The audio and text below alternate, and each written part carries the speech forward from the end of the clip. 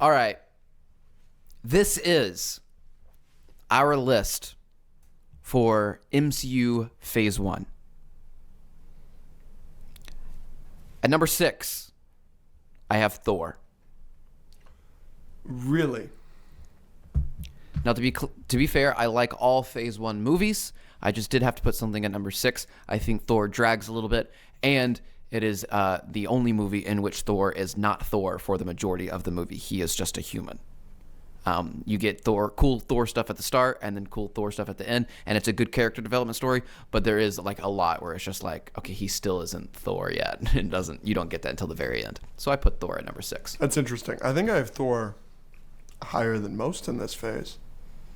I guess not. My last place is The Incredible Hulk. Okay. That movie's a disaster. I want to make something clear. Because we're talking about them, I want to give a score for each movie. Okay. I don't care what you score Thor, and if you aren't prepared with your scores, that's fine. I give Hulk a 2 out of 10. Hulk is terrible. Really? Hulk is terrible. It's not. Most of these movies are terrible. No, they're not. Every movie in this phase is great. I think the best movie in this phase is obviously... No, don't tell me. Okay. We're going through it. Okay. Hulk is great. Hulk is bad. Hulk is overhated. The Incredible Hulk. What's bad about it? Tim Roth. Tim Roth is much better in She-Hulk. Edward Norton is not a good Hulk. The transformation scene, I think, is stupid. I think the love interest is particularly uninteresting. I think that the CGI on Hulk is good, but I think Abomination is an abomination, and it's hard to look at. He's much better in She-Hulk, obviously, because he looks like a fish because he's supposed to. It's just a disaster. And may he rest in peace, but William Hurt, he's great in every other MCU movie. He's terrible in that one. I don't understand a single thing you just said.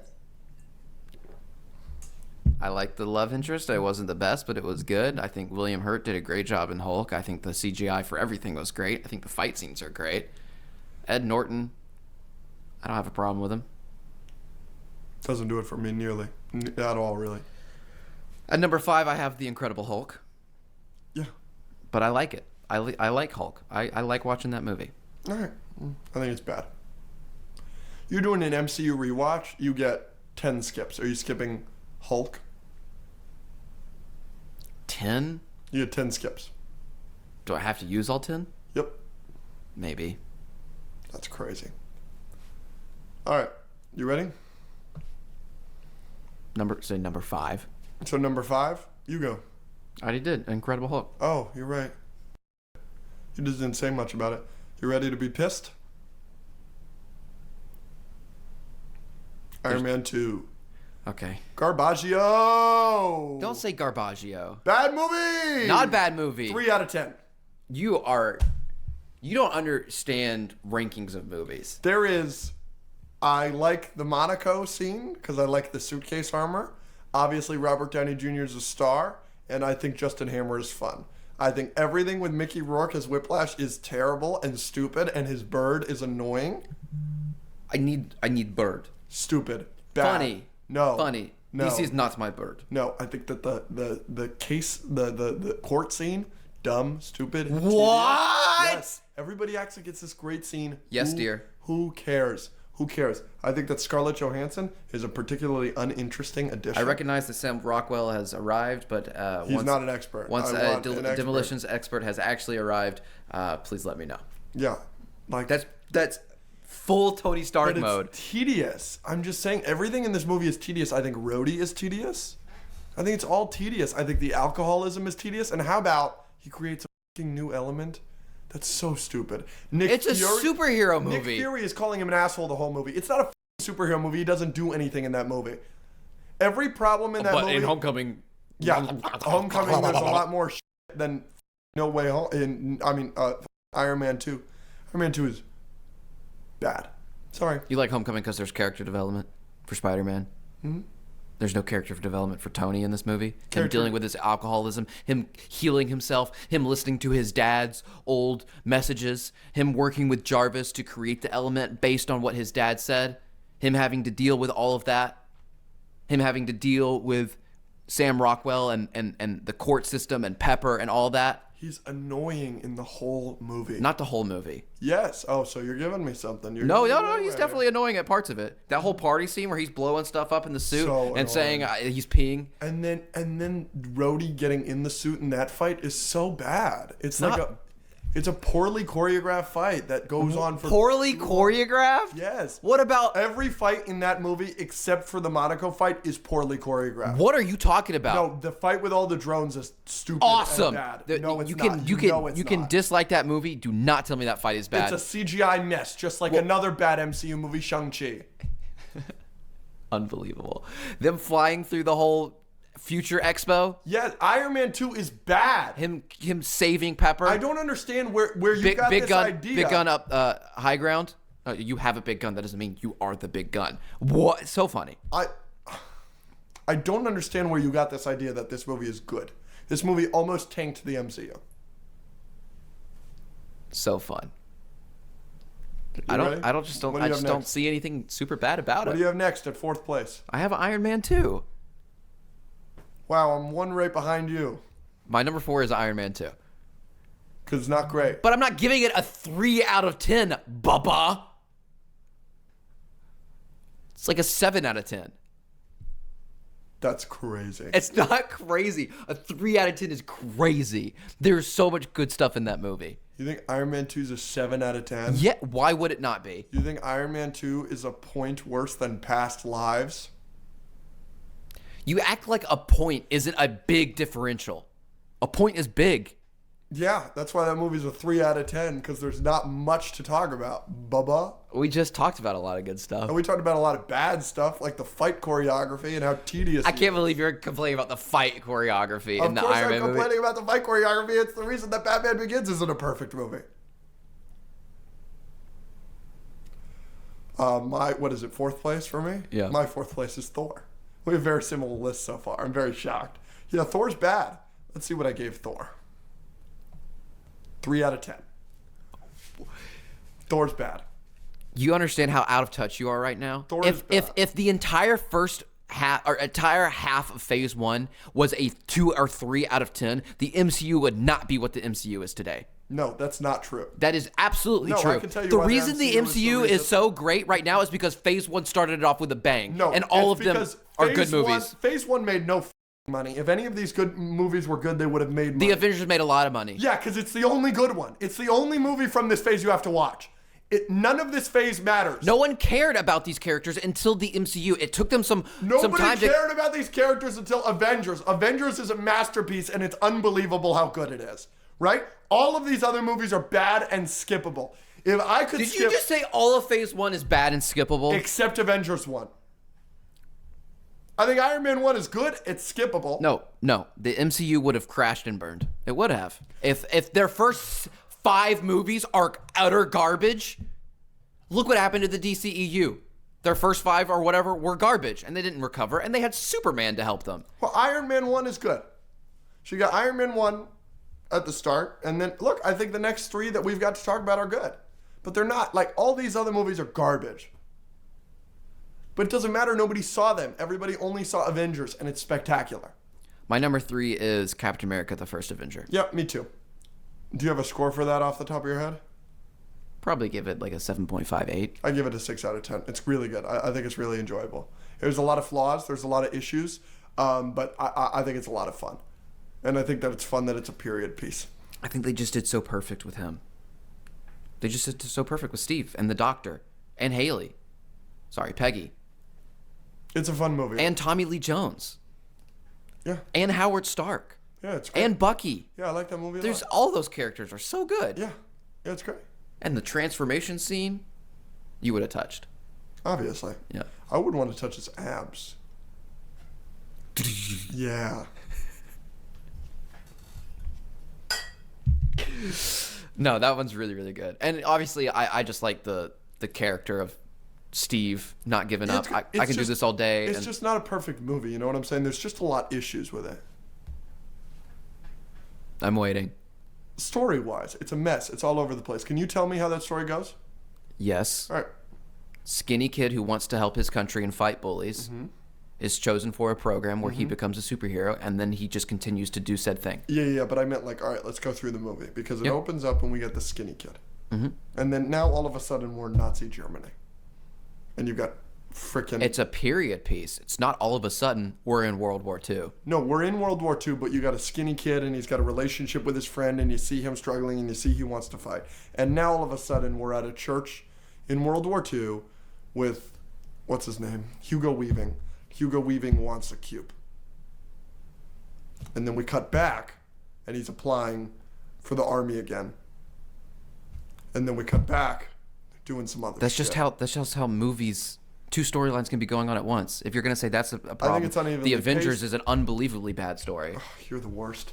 It cuts between a lot of things in the Avengers. Yeah, but not the way that it does. You get introduced to a lot of characters first, beforehand. An opening with Hugo Weaving would have It been follows better. basically two storylines, which collide at the end, which is normally how movies go. The bad guy and the good guy. It follows both of them. The train scene is tedious. You don't need it. You could have cut You that. do need it. It's extremely important. Because That's where they kill- Bucky dies. Yeah, I know. That's where you kill Bucky. You can kill Bucky in a more interesting way.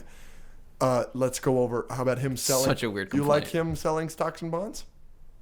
No, but that's part of the story. I know, but it's tedious and annoying. Can that not be like shorter? Can it? I'm telling Yeah, you. but as long as it has a purpose where he finally decides, like, hey, this is not what I'm meant to do, and But it doesn't make it not tedious. Yes, I don't think it's as tedious as you're saying it is, and it would be even more Look, tedious. you if- gave this movie a 7.5 out of 10. You think it has problems too. So let's agree here. Right? This movie isn't great. It's not It's spectacular. great. No. It's good. It's fun. I love Cap. We have the same top three. What would you give Iron Man 1? Iron Man 1, we both have it second place. Give it like an 8, 8.5. I have it as a 7 out of 10. I'm a little bit lower on it than everybody else. You got an issue with that movie? We've seen so many origin stories. I think it's a worse origin story than the movie that came out 3 years before it, which is Batman Begins. But he's great. He's a great character.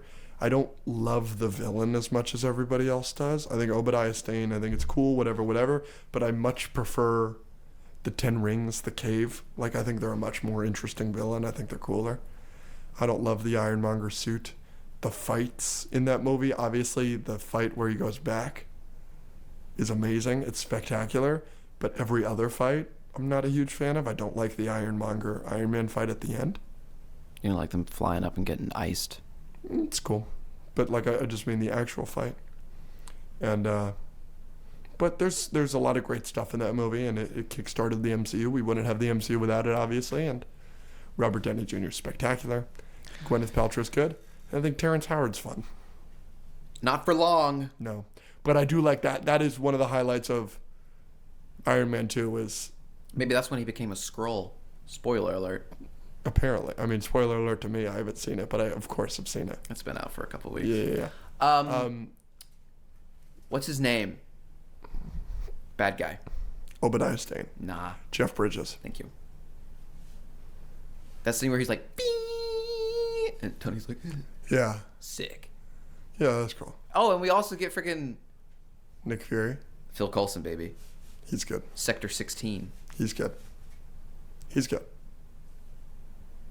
Remember in Iron Man 2 where he threatens to taser him and watch him drool into the floor? Yeah. It's not a great movie. There's too much in that movie. You know what Iron Man 2? You know what Iron Man 2 is? It's Spider-Man 3 of the MCU. It's literally not. It's a mess. It's literally You not. have too much things going on. It's literally one thing. No. It's Sam Rockwell teaming No. up with the bad guy and Iron Man dealing with being poisoned. Yeah, all right. Sandman teaming up with the bad guy. There's 3 bad guys in Spider-Man 3. And Don Cheadle fights Tony at some point, and then they come together at the end. Just like James Franco and Tobey Maguire fight, and then they come back together at the end. What a concept. Why are they fighting? Because one of them being a bad friend. No, they're fighting because Harry infused himself with a gas that makes him go crazy, and also he also hits his head and loses his memory, and we have to deal with all of that. That's also bad. Yeah, That's a lot more complicated. yeah, but at least you get J. Jonah Jameson. At least you get Robert Downey Jr. Obviously, number 1 is the Avengers. You obviously have it as a 10 out of 10. I have it as a 9 out of 10. Number 1 is definitely the Avengers. Obviously, it is the only movie that matters in this phase. That is how you should start the MCU. Do not watch Phase 1. I'm going to edit this out. I'm not going to let you spread misinformation. Do not watch Phase 1. No, wrong, fake news. Rachel loves the MCU. No. Because we started with Avengers 1. Because it gives a great introduction. You are fake news. To all of these characters. No. It gives a great introduction, a better introduction for Hulk. Cut his mic. A better introduction for Thor. Cut his mic. Than their movies. Cut his mic. Iron Man's introduction is awesome. Hey, can we shut this down? Can we go to commercial? Avengers 1 is one of the greatest superhero movies of all time. And to be honest, I don't think it gets the love it deserves. I agree with you there. I think it's one of the most underrated superhero movies now. I believe so. I constantly see people downplaying it. To be honest, I think it might be the best MCU movie. I believe that. I know you do. I have to rewatch it. It's my top 5 has always been, for the last couple years, has been Infinity War, Civil War, No Way Home, Ragnarok, obviously you hate, and Winter Soldier. And I've always had Avengers 1 at 6. I think I'm full of shit. Every time I talk to you about Avengers 1, every time I see a scene from it on TikTok, every time I think about watching Ragnarok again and watching Avengers 1, I'm reminded, holy shit, Avengers 1's a masterpiece. I saw that movie 6 times in theaters. From the moment it starts, it gets every single character right. Yep. It's spectacular. The opening where Selvig is like, it's not much harmful, just, some levels of gamma radiation. And he goes, that can be harmful. From that moment in the theater, I was like, this is going to be the greatest movie I've ever seen. And it was one of the best movies I had ever seen up until that point. It was definitely my favorite movie of all time when I saw it in theaters. No. Avengers 1 is a masterclass in filmmaking. I'm totally sick of people being talking about the best MCU movies or the best superhero movies. And consistently not talking about the Avengers. Yes. There is not a scene in that movie that is not needed and does not progress the storyline and that is not entertaining. Yes. It's Loki does a great job. I think he's the best MCU villain. The 6 Avengers do a great job. Nick Fury does a great job. Yep. And this is one of the only times where we see all 6 of the Avengers just being awesome and saving the day, bro. Hawkeye's no-looking Loki holding the arrow, puny god, we get 30, 40 minutes of just awesome at the end. And the rest of the movie's so great. And they do a great job at introducing all the characters, like you said. Even little things like it goes from Nick Fury talking to the council, being and then him having to deal with that. And then the last line of that is, war's not won with sentiment, director. No, it's won with soldiers. Boom, take that line. You immediately see Captain America dealing with his flashbacks, punching the bag, deals with him. What does he give him? He gives him an old-timey folder that he can actually read through, because that's what Steve is used to. At the end of that scene, he says, is there anything you can tell me about the Tesseract that we didn't know before? You should have left it in the ocean. Boom, immediately cut to Iron Man in the water, doing something for his thing, and then popping out of the water. And then you see Phil Coulson show up. What does he give him? He gives him this super high-tech file that he can throw up on his little monitors and do with his hands. It just goes from scene to scene, and it all is seamless and perfect. And And the writing is brilliant. Every single Steve line is so much more fun and interesting than any line in his own movie. He's when he's not big, green, and angry, he's like a modern day Stephen Hawking. He's like a smart guy. Person. Yeah. Hilarious. Oh, it's so good. And it's also also actually so funny. Well, it's hilarious. It's easily so funny. It's easily a top 3 funny MCU movie. It's funnier than Ragnarok. I think Ragnarok's the funniest MCU movie, but I think it goes Ragnarok, Avengers 1, and No Way Home, I think, are the 3 funniest. Not Guardians? No. And the first Guardians? No. Infinity War and Guardians are probably the top 5. But golly, is Avengers 1 just hilarious. The puny god moment is one of the funniest moments in the MCU. Oh my gosh, there's so many good jokes. It's so good. The Hulk's just punching Thor inexplicably on the Leviathan. There's just so many, but there's the writing, it's like a very heartfelt movie. Phil Coulson death, and then the cards with the blood on him, and then the cards were in his locker. They needed the push. Oh my gosh, it's so good. All right, I'm at the panel. What do? You need to reverse the mag. I used to have this memorized.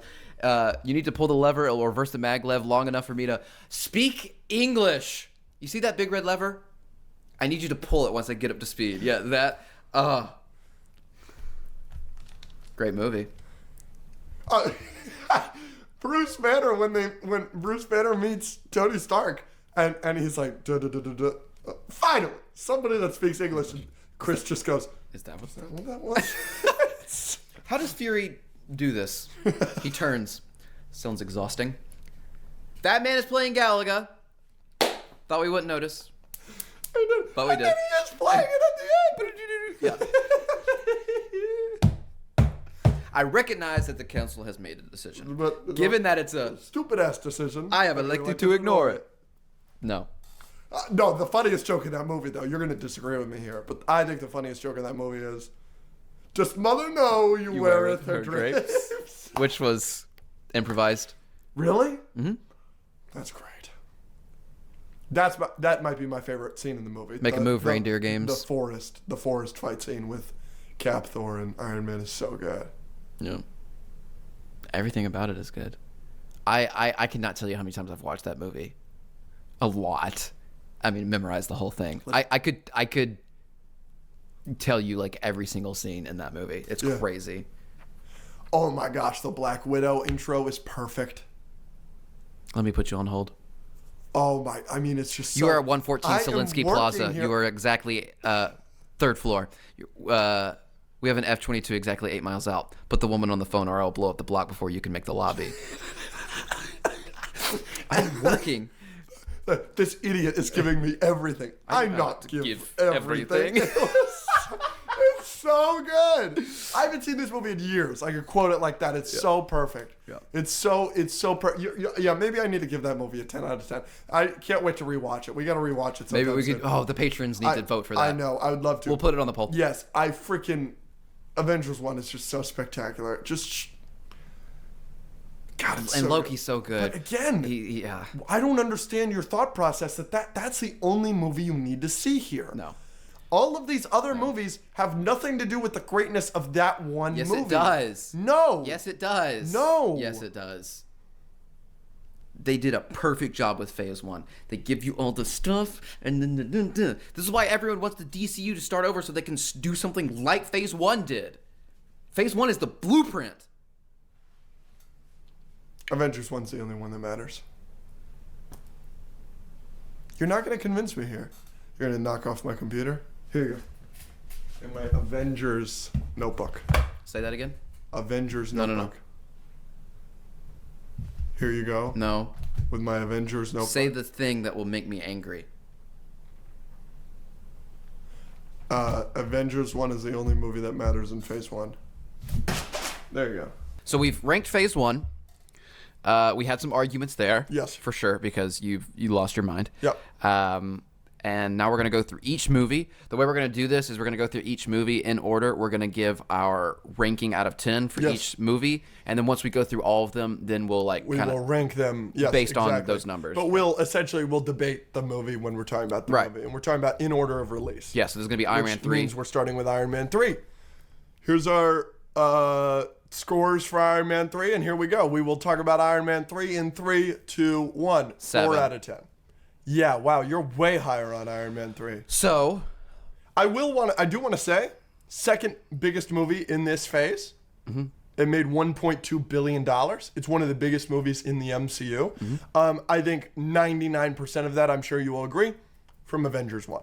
It came out 2 or 3 months after Avengers 1. Yeah. Following the success of Avengers 1, that's what's going to happen. And it was the third Iron Man. People were loving Robert Downey Jr. Like, yeah, definitely Avengers helped. I think the first two Iron Mans helped as well. The reason I put 7, I could easily bump this down to a 6.5 or 6. I'm always just kind of in that range.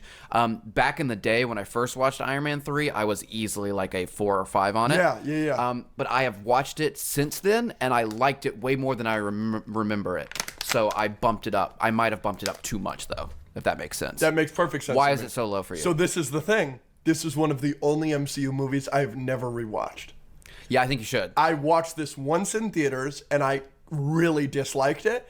And I probably gave it an even lower score at that time. And the only reason it's a 4 now is because I see clips, and I'm like, oh, that's actually kind of funny. But I hated the Mandarin twist at the end. Yep. Even though I think he's quite good in Shang-Chi. But I hated the Mandarin twist. I do not like Aldrich Killian as a villain. I definitely didn't at the time. I think that the extremist and him screaming at the end, "I am the Mandarin," and then getting hit, I thought that was dumb. I'm not nearly as infatuated with all the suits that a lot of people were when I was 13. And then the biggest thing that like has bumped it up since then is I see a clip from Iron Man 3 and I always laugh. It's the I don't even want to work here. These guys are weird. Like, Yeah. There's like, I always see clips like that on TikTok and I'm like, maybe I should give this movie another chance. Because every time I see a clip, I think it's funny. And it is Shane Black who directed it, he's directed a bunch of movies I really like. So maybe I really do have to give it another shot. I think you should. Here's why. I think it gets overshadowed by a lot of the ending stuff, like the Mandarin twist. A lot of people didn't like him blowing up all his suits for Pepper. That's really annoying. And then because in the very next movie, he has them all. It was a weird decision to kind of end his trilogy with taking his arc reactor out of his chest and blowing up all of his suits. It's because they didn't know if he would come back. Right. So I think it's overshadowed by that negative, which is I'm probably going to bump it down to a 6.5 or 6. But the good stuff in it, obviously Robert Downey Jr. is amazing. I went back and watched it, and that whole little bit where he doesn't have his suits, but he went to the hardware store and made gadgets and stuff and then infiltrated the thing. That was so cool, showing Tony Stark's versatility. Thank you, versatility. And then everything with Harley is great. Yeah. The scenes where Tony Stark is dealing with panic attacks, I think those are, like, Robert Downey Jr. acted those amazingly. I remember being annoyed. Right, but I think now, older, that never hit home for me at all. But then, like, Tony Stark having a panic attack and getting into his suit and being like, "Jarvis, what's happening? Like, I got poisoned," because he's never had to deal with this. And Jarvis is like, "I think you had a panic attack." And he's like, "I don't do that." And then Harley talking about the New York attack and then being like, shut up, and like having to get out of the car and like sit in the snow. I think it's super compelling. There's bad in the movie. There's good in the movie. 6 or 7 is where I land. Yeah, maybe I'll rewatch it and become the world's biggest Iron Man 3 defender. Yeah, I just remember the first time watching it being like, wow, MCU doesn't know what it's doing anymore. That was terrible. And then watching it the second time being like, oh, that was actually kind of fun. Yeah, see, I didn't get that feeling at all because I was unimpressed by most of Phase 1. Obviously, you love most of Phase 1, right? But yeah. All right, we're moving on to Thor, the Dark Thor. Yep. What are you giving this out of 10? Ready? Thor, the Dark Thor. Thor, the Dark World, out of 10. Thor, the Dark World, out of 10. 3, 2, 1. 7. 2 out of 10. Wow. Do you think you like Thor, the Dark Thor, better than Iron Man 3? I have it basically equal. Wow. So Iron Man 3 I used to really dislike, and then I watched it again and I actually kind of was okay with it. Yeah. This might be the reverse. Really? I think if I watched Thor the Dark World, I might dislike it more than I originally liked it. How many times have you seen it? 2 or 3, but it was always a long time ago. I've seen the entire Infinity Saga. I've seen every movie probably at least 3 times. And then I've seen some. Wow, I have not. Right. And I've seen the Avengers like 50 plus, right? Yeah. So I think this movie is widely overhated. Yeah, you've always had that too. I don't understand where people just got this idea that, like, I didn't know people had this that low until Infinity War. When I saw someone, I think it was like IGN or, BuzzFeed or something, did like a ranking of all the movies before Infinity War, and they had Thor the Dark World at last. And I was like, what?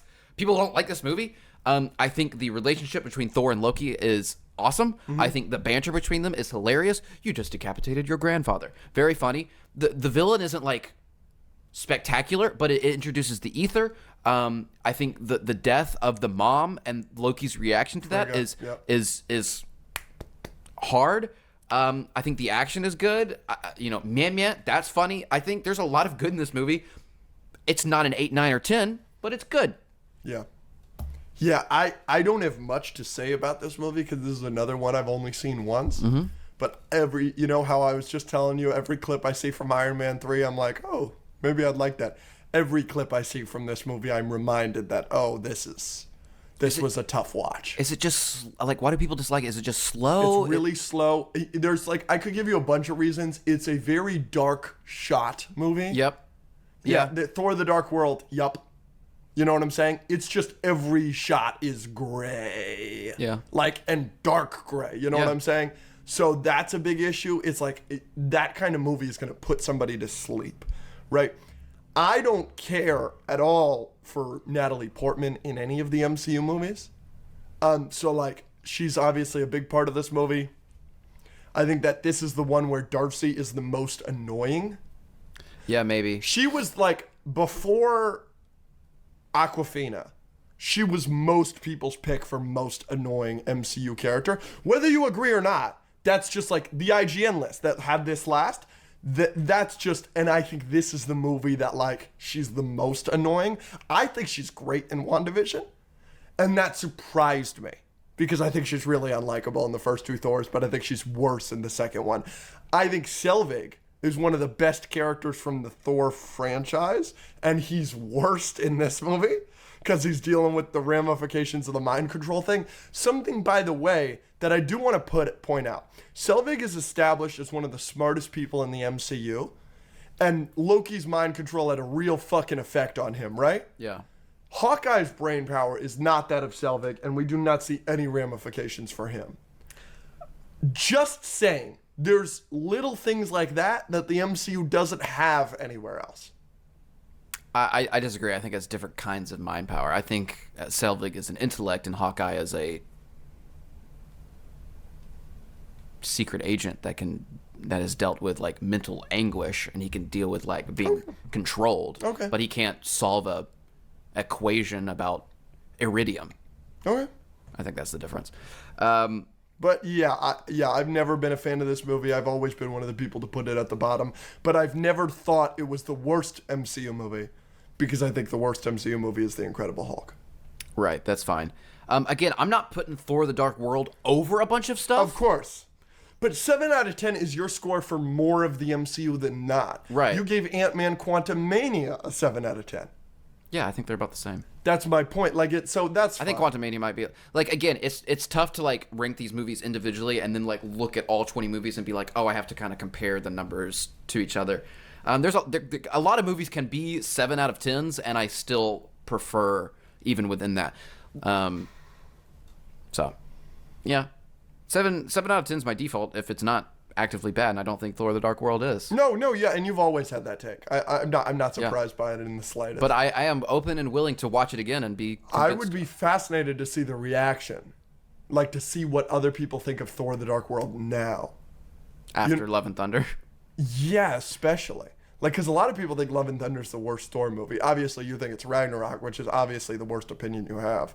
But yeah, so I'd be interested to see. We'll get to that in Phase 3. You ready? Oh yeah, I'm ready.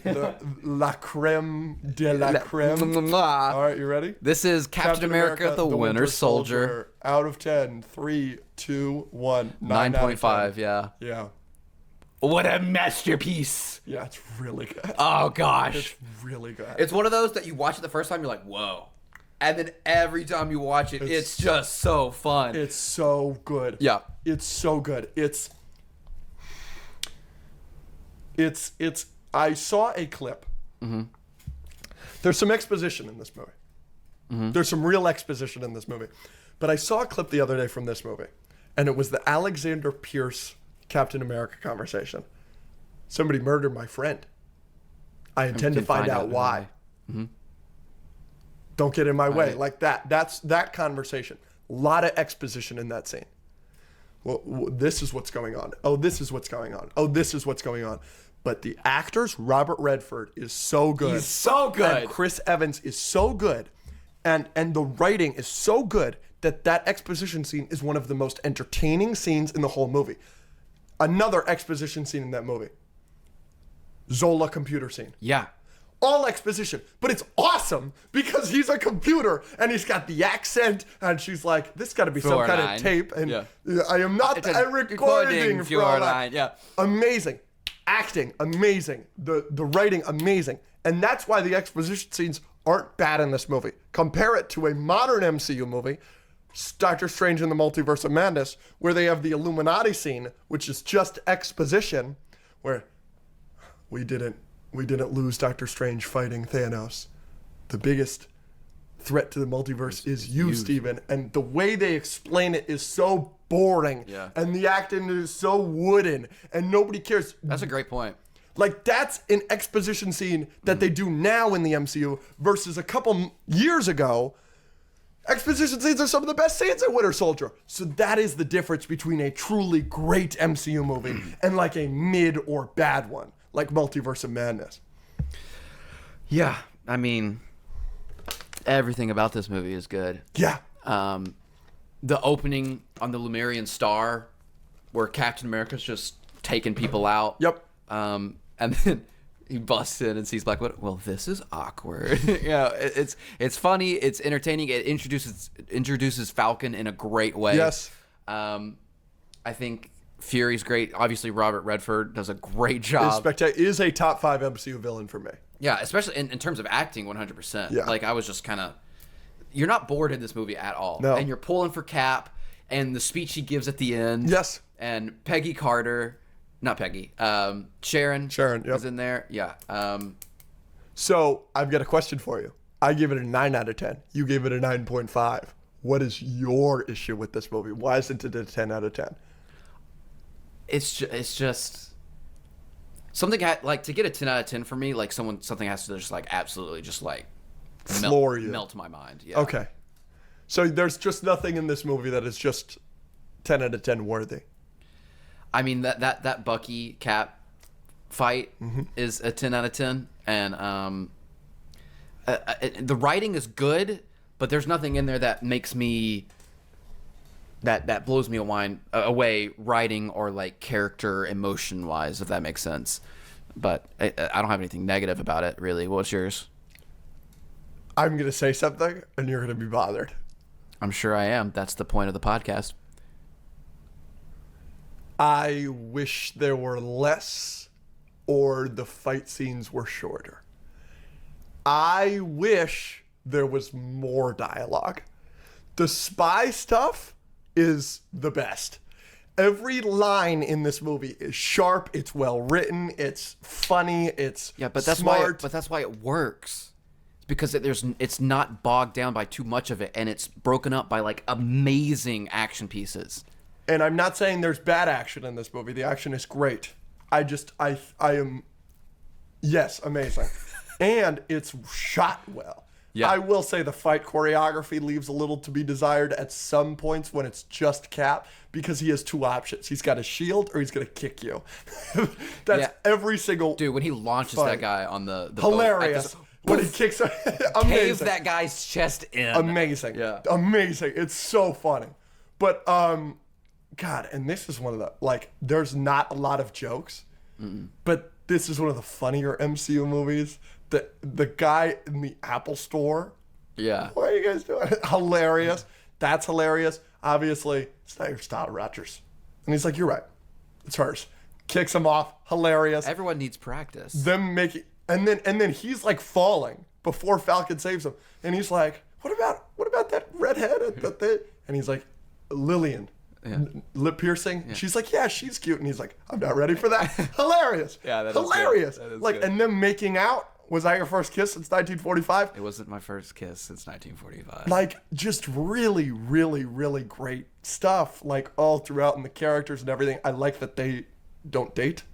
Black Widow and Cap. It really sets up their relationship. This is some of my friends. Like, I have someone that I know that Black Widow and Cap's friendship and relationship in the MCU is their favorite relationship in the MCU, because this sets up for Civil War Black Widow and his relationship, where she shows up to the funeral and she's like, I just didn't want you to be alone. And then in Endgame, when they're the only ones left at the compound, slicing the peanut butter sandwich and having that conversation, it kind of sets it up for this friendship that keeps showing up and is good, and that really is cemented in this movie. Yep. No, it's great. It's really good. And we haven't even talked about Bucky.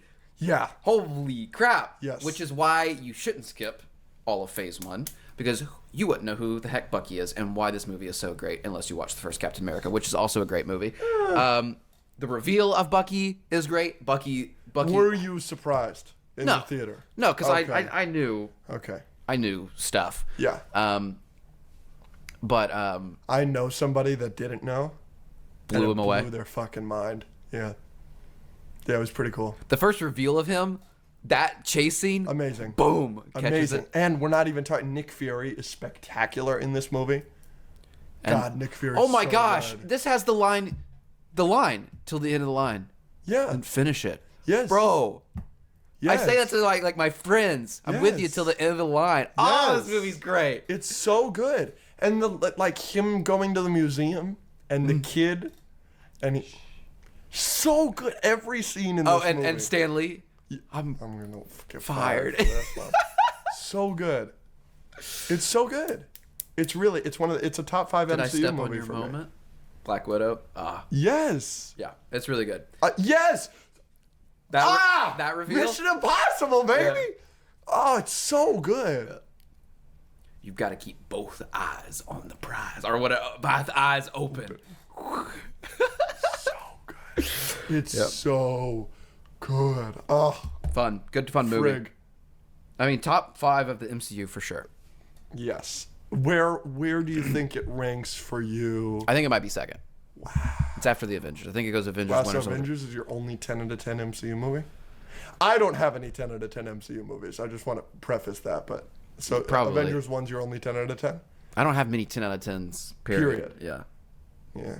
Okay. But all right. Okay. Yeah, you didn't give Spider-Verse 10 out of 10. I probably would if I was choosing 10 out of 10s, but I'm just so protective of that. Like And- I have to live with a movie for like years for it to like mean enough to me to be like, okay, I'll give you a 10 out of 10. We're keeping it going. We're keeping it going, baby. You ready for this? Next movie in Phase 2. Well, Guardians of the Galaxy 1, Yep. 3, 2, 1. 9 out of 10. 9 out of 10. Yes. So, I do have problems with this movie. Okay. But it's masterful. Yeah. I mean, I'm getting chills thinking about it. Just the fact that like everyone was going into the movie like, who the frick are these guys? Yep. And then when you come out, you're like, I love these guys. Yeah. And it's so heartfelt. You can make the argument it's the most heartfelt MCU movie. It's obviously one of the funniest MCU movies. Yeah. It was so fresh and new at the time. The music and the comedy really carried, and it just it was fresh. I mean, I wouldn't say carried, but it just enhanced. I mean, yeah, enhanced. I think the Quill opening is so compelling. It just expanded everything. And then, obviously, the Quill singing opening is also amazing and hilarious and makes you love this guy immediately. One of the best positives I can say about this movie is it does not drag for a second. I don't think it drags at all. It goes from that to him trying to sell the orb to introducing Rocket and boom, and then they're in the prison. Then you got the prison escape, and then you're introducing Ronan. It's very well paced. Yeah. It's very well paced. I will absolutely give you that it's very well paced. And James Gunn direction, I mean, it's jumping off the screen. Star-Lord, man. It's every character so likable. A lot of people have problems with Ronan as a villain. Mm-hmm. I do not. Here's my take on it. This movie does not need an interesting villain. Right. And I do think we are at a loss. We have not had a lot of just terrible guy, no compelling backstory, this guy just sucks villains. We haven't had too many of those lately. And Ronan is that. I will say you're gonna find this fascinating. Rachel, my girlfriend, Ronan is a top 5 MCU villain for her. She loves him. She thinks he's so scary. He is her favorite Guardians villain.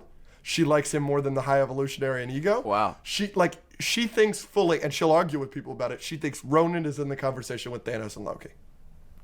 Which I think is obviously ridiculous Yeah, and crazy. he's got that one scary scene where he's like sacrificing that guy and the Yeah. blood's running down or whatever. yeah. But other than that, he's just... She just thinks he looks scary. He does kind of look scary. But yeah. He's still second to Thanos. He's still bowing down to Thanos for most of the movie. Yeah, but she loves him. So that's, I think, is fascinating. That is cool. So my big issue with this movie, my biggest issue, every time I rewatch this movie, I like it less. Every time. And it's gotten to the point where I avoid rewatching it now, which is a real shame But I don't know why, but I think the jokes are significantly worse on rewatch. I don't know what it is. Maybe it's a surprise factor or this and that. My theater experience, watching this movie in the theater, when Groot is drinking That's exactly what I was thinking. the fountain water, Yeah. that's probably the hardest I've ever laughed in a theater in my life. You're so weird. And then I rewatched it like as soon as it came on digital, and I didn't laugh at all. And I was like, what's going on? I was like preparing myself because I knew it was coming, and I didn't think it was funny. I was like, that's weird. And I just, every time I rewatch it, I laugh less and less and less. So I'm going to try and avoid it for the next couple years. I just watched it about 2 years ago. It was the last time I rewatched it. Because I've seen it about 8 or 9 times at this point. Hopefully I'll skip a couple years and I'll forget all of the jokes, and then I'll rewatch it like it's my first time, and hopefully that's a better time. But that's my big issue with it, is I think for me it's my least favorite MCU movie to rewatch. Yeah, I think, I disagree. Obviously, I think it's one of the most rewatchable movies for most people. Ragnarok gets rewatched a lot, obviously. It's so light. And Guardians is too. I don't have much more to say about it. Introduces Nebula, which is great. I mean, it introduces all of them. All of them, yeah. Who was your favorite Guardian? Star-Lord. Yeah, he's great. Gamora's great in this And movie. you get that's one of the only shirtless Chris Pratt scenes we get. That's true. And this is the best Drax movie. Yes. This is where Drax is Well, the best.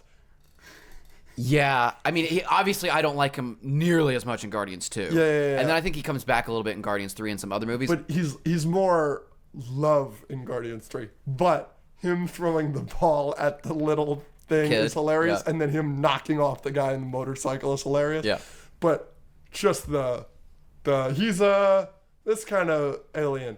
Everything you say is gonna go over his head. Nothing goes over my head. My reflexes are too fast. I would catch it. That's great. Yeah. Like every line from him is. Man who has slept with a Viscarian. It was one time, man. Why would I tickle his neck? No. It needs to and then he's like, you know, and like he's like, and then Drax looks at him. He's like, no. It's really funny. It's really, really, really funny. It's Definitely deserves the 9 out of 10. yes, of Classic, course. classic. And I mean, Would you put it top 10 superhero movies? I don't think I have any problem with anybody putting it in their top 10. It's a dear friend of mine's favorite MCU movie, and I don't have any problem with that. Yeah.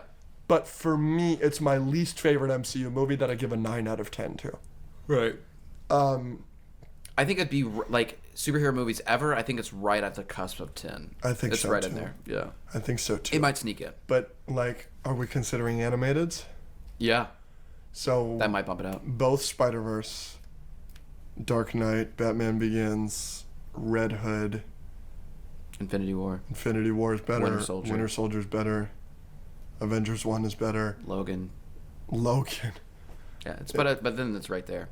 It's in All that ballpark though. So yeah, it's really great. That's a very good question though. So yeah, I mean, we could talk about Guardians 1 forever. I mean, it's just John C. Reilly's great. Everybody gives a great performance. They got my message. That's really good. It's really good. What's John C. Reilly's character's name?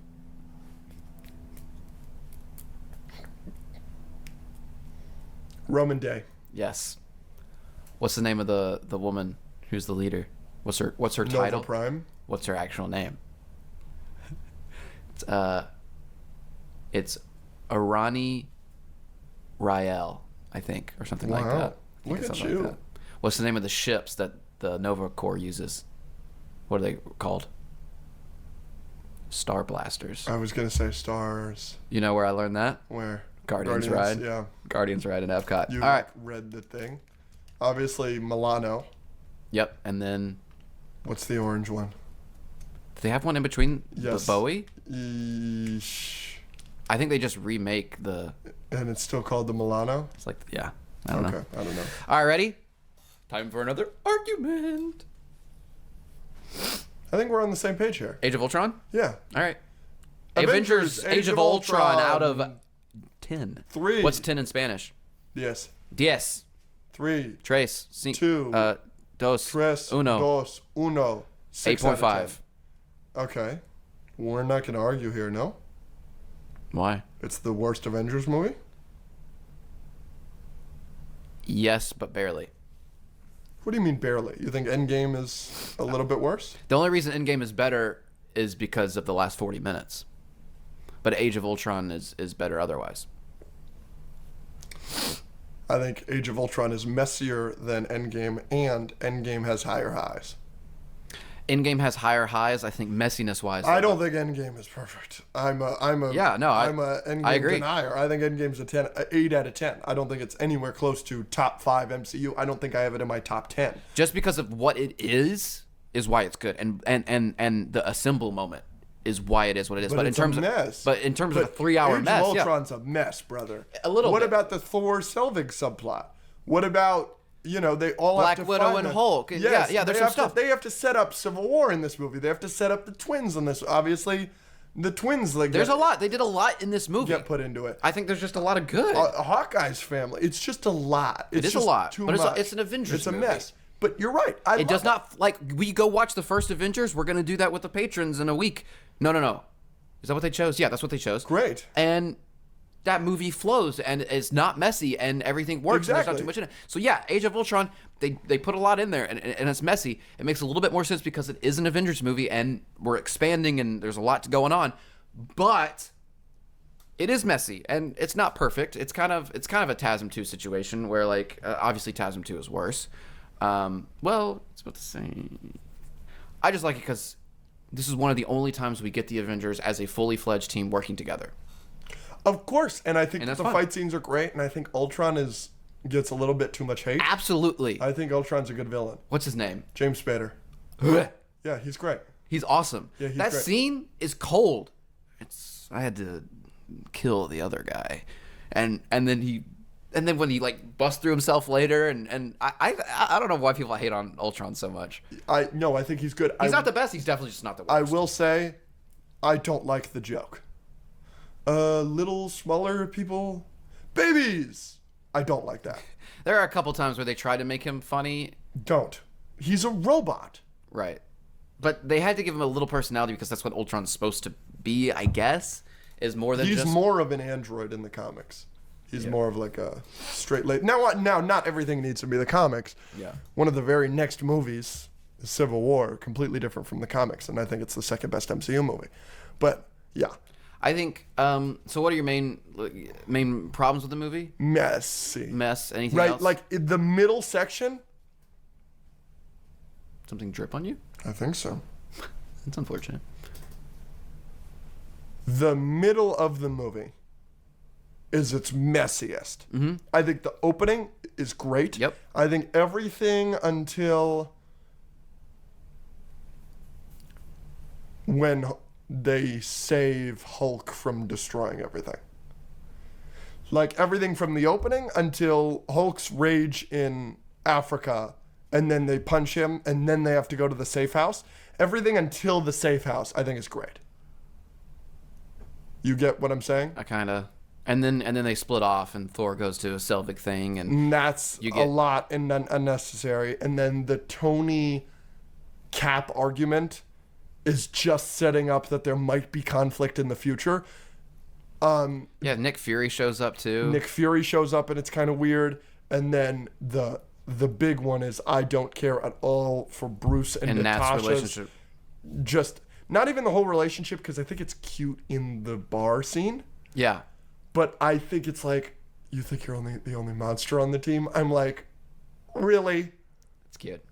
What are we doing here? I think Because you don't have a vagina? Like, that's what we're talking about here? Did they remove her vagina? No, but they removed the shit that makes the vagina work or whatever. Yeah, I think Like, you're Scarlett Johansson. You're like the most beautiful woman. You think you're the only monster? He's a hideous green monster. no, because she's talking about all the terrible things she used to do.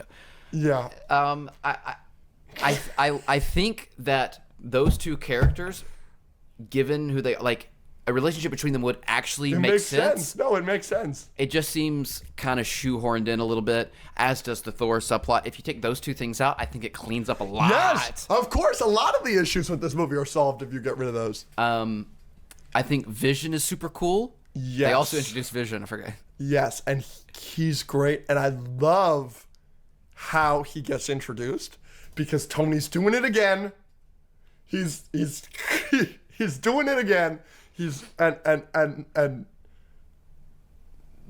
another super bot and everything like that, and this and that and this and that, and then Thor steps in. Yeah. I love it. Yeah. I love that. I love how it gets created, and I love the hammer scene. Mm-hmm. I think the dinner party scene is a top 5 MCU scene. Mm-hmm. I know that you don't, but I really love the dinner party scene is so great. Yeah. And then I think the final battle isn't the best.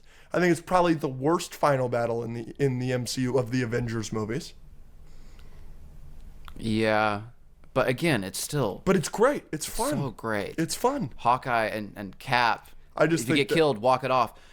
The Avengers 1 final battle is just leagues better. I mean, it's one of my favorite things ever, obviously. So problems, other than the messiness, one of my pet peeves with the MCU in general and in this movie, after the first 20 minutes, I mean, you get the Hulkbuster scene, but Hulk doesn't do anything in like the last final battle. Like you almost see him do nothing. Even though she pushes him.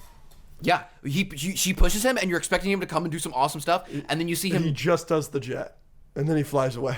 Right, and in the jet is Ultron, and Ultron reacts to Hulk being there. He's like, "Oh no," and then it cuts away. Yeah. So, I just think the MCU did Hulk a little bit dirty, but I love the Hulkbuster. The Hulkbuster fight is. I don't know where to rank it in MCU fight scenes in general, but it's up there. I think the Hulkbuster. I love when the thing goes around his arm. Yeah. I love the Hulkbuster scene is so cool. Veronica is so cool. I'm sorry. Hilarious. Yes. Yeah, it's got comedy. Yeah. I think the villain is good. Mm-hmm. And just seeing the Avengers together is good. It's messy, yes, but it's still an 8.5. For sure. But again, that's the thing, right? It's just not the best thing in the world. Mm. But see, we agreed mostly on that. You thought did you think I was going to hate on Ultron? I thought you were going to go sub 5 for sure. No. Most people do. They put it like bottom but they're 5. Wrong. Yeah, they're wrong. Ultron's good. Last one. One last thing I want to talk about Ultron. Sure. My favorite scene in that movie is the dinner party. Mm-hmm. My second favorite scene is Pietro dying. I know a lot of people don't like it. I know a lot of people are like, you just brought him in to kill him. They don't love that representation of Pietro, obviously. It's not nearly as good as the Evan Peters X-Men one. But Wanda's reaction is so fucking just good. Disintegrates everything around her. Amazing. So cool. And then her finding Ultron in the train. And taking his heart out. What it felt like.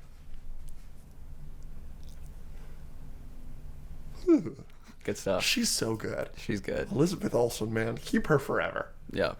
You hear that she might not be coming back? No. I would be sad. But she's dead anyways. We still rolling? All right.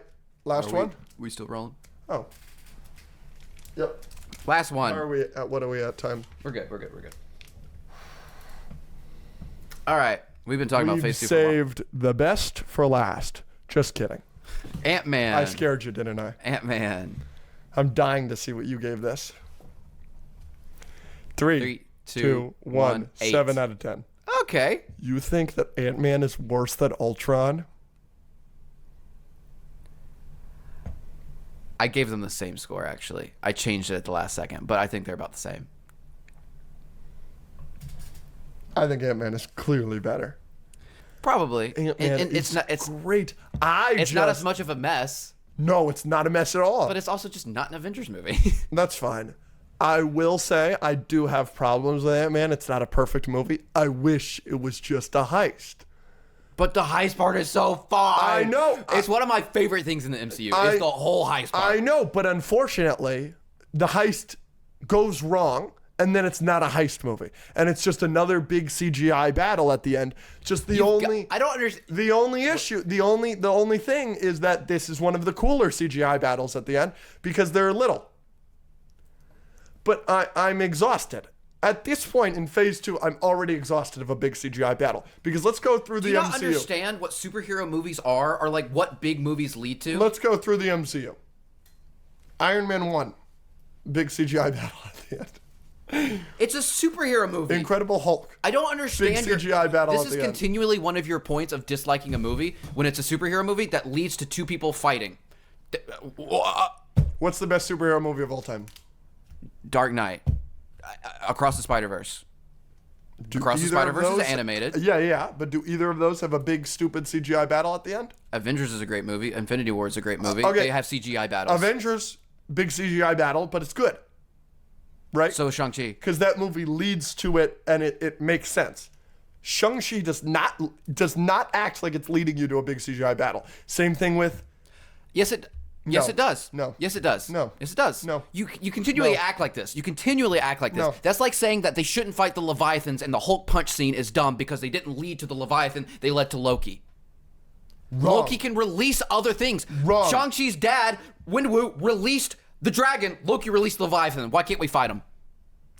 Because you're dealing with this... The ramifications of the bad guy doing something. You're absolutely right in both movies. We got to talk about Ant-Man, because I don't want to deal with you. You're wrong, and you know you're wrong. You're just speaking loudly to the... No, I just made a great point. That's not a good point. And I will unless there is a good reason for the complaint about the CGI battle, I will refuse to accept that complaint anymore. It's a dumb complaint. It's a perfectly If the fair CGI complaint. looks bad, or if there's some reason why the CGI battle does should look bad. The CGI in Shang-Chi is some of the worst CGI in the MCU. No, incorrect. The dragons look terrible. Incorrect. Shang-Chi looks like a rubber man. Incorrect. Ant-Man CGI is pretty good. The train. The Thomas the Train. One of the funnier MCU movies as well. Paul Rudd is amazing. Paul Rudd is amazing. Michael Pena, may he rest in peace. What a loss. Not in real life to the MCU. The fact that he's not in Ant-Man 3 is just Yeah, well, they might ridiculous. bring him back. We never They know. better. He's so good. He kills. He's he's better in the second one. That's one of the. I don't necessarily agree with that, but that's one of the most charming things about Ant-Man 1 and 2 is his three friends. Yes, and then they cut them in Ant-Man 3. And when he disappears, and what's his name, the French one, his reaction to that. Is he French? What is he? I think he's Russian. Russian. It's Dasta Malshan. Yeah, he's hilarious. And T.I. is great. Yeah. T.I. is so good. T.I. is so likable. When they're in the van outside and they're like, oh, shit, like all of it. It's so good. They're so likable. It's so funny. And obviously the Louis stories are just incredible. Some of the best scenes What's in the happening MCU. here? She just grabbed me and kissed me. I don't know what she's thinking. I laughed so hard at that when I first saw it. Yes, it's so good. Ugh. Another And example, Michael Douglas yeah. is so likable. Another example of like a movie where like people were like, "Who is this character?" That Ant-Man, really? And you come out loving it. He's an original Avenger, so. Yeah, but he's not Superman. He's not Spider-Man. He's not Iron Man. Like Hulk, Captain America, they're all much more like. No one's being like Ant-Man's my favorite superhero. You can see that for Cap, Iron Man, Hulk. Do you know about the Edgar Wright controversy? No. Do you know who Edgar Wright is? Yeah. Director? Mm-hmm. What movies do you know by Edgar Wright? I just know the name. Okay, he did Scott Pilgrim vs. the World, which is a movie I'm not a big fan of, unfortunately. But he did the Cornetto trilogy, which is Shaun of the Dead, Hot Fuzz, and The World's End, which obviously I rave about all the time. He also did Baby Driver. Oh yeah, I did know that.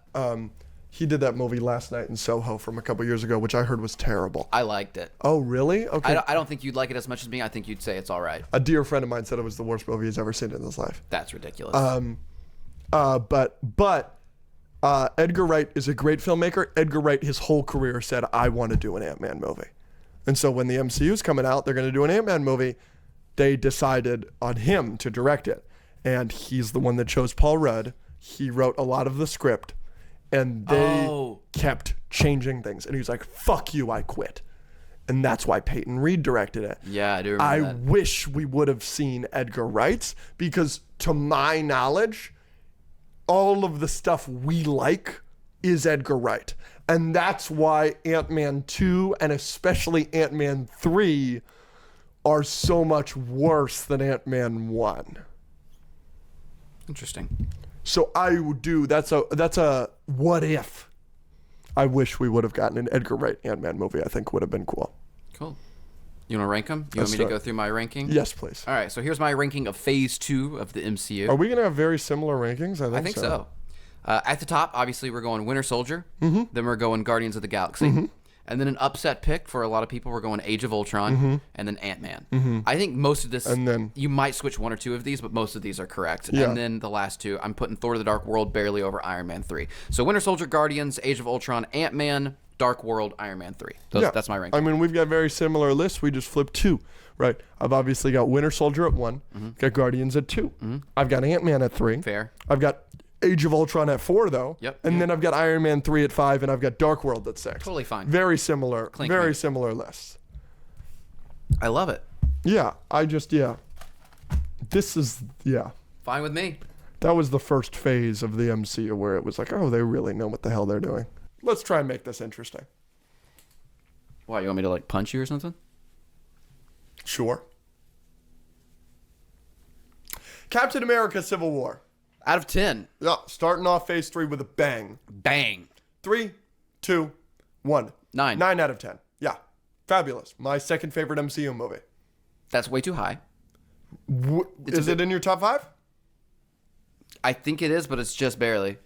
I mean, the first Avengers, Winter Soldier, Infinity War, and No Way Home are all above it. I think it's clearly better than Winter Soldier. No. I think it's clearly the best Captain America movie. No. I'm in the middle with Avengers 1. I understand why you like it better. I think it's better than Avengers 1. No Way Home, I dabbled. When No Way Home first came out, it was my second favorite, but then I rewatched Civil War, and I realized that Civil War is the best Spider-Man we've ever gotten, so Civil War does have the edge over No Way Home for me. It's a miracle that I think Infinity War is better. That's how good Infinity War is, because I think Civil War is a freaking masterpiece. It is really good. Yeah. I mean, I think you can make the argument it's the best movie in the MCU. Whether you like it the most or not is different, but I think it could be the best. I just think, holy shit, is it genius that you have Iron Man. Tony Stark is the main character of the MCU since 2008, and in 2016 you make him the antagonist. That is so brilliant. It's a really well-done movie. Yeah. Zemo's cool. Yeah. Not comic accurate, but quite good. No. Yeah. And they didn't kill anyone, which was good. They killed the heck out of T'Chaka.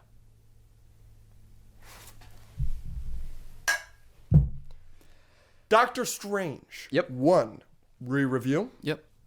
3, 2, 1. 8. 6 out of 10.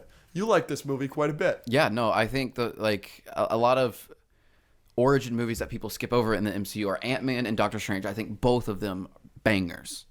Bangers. I agree that Ant-Man and Doctor Strange shouldn't be skipped. But you gave it a 6. You think Doctor Strange is just as good as Haunting in Venice? Yes. Nah, Doctor Strange is a little bit better. I think they're both super fun. There's some very obvious problems. It's another superhero origin movie. The ancient one is lit. Okay. You ever palm someone's bald head? Just like, bah! Basketball. I'm not close enough with anybody to do that. That's bald. Would you do that to the ancient one? No.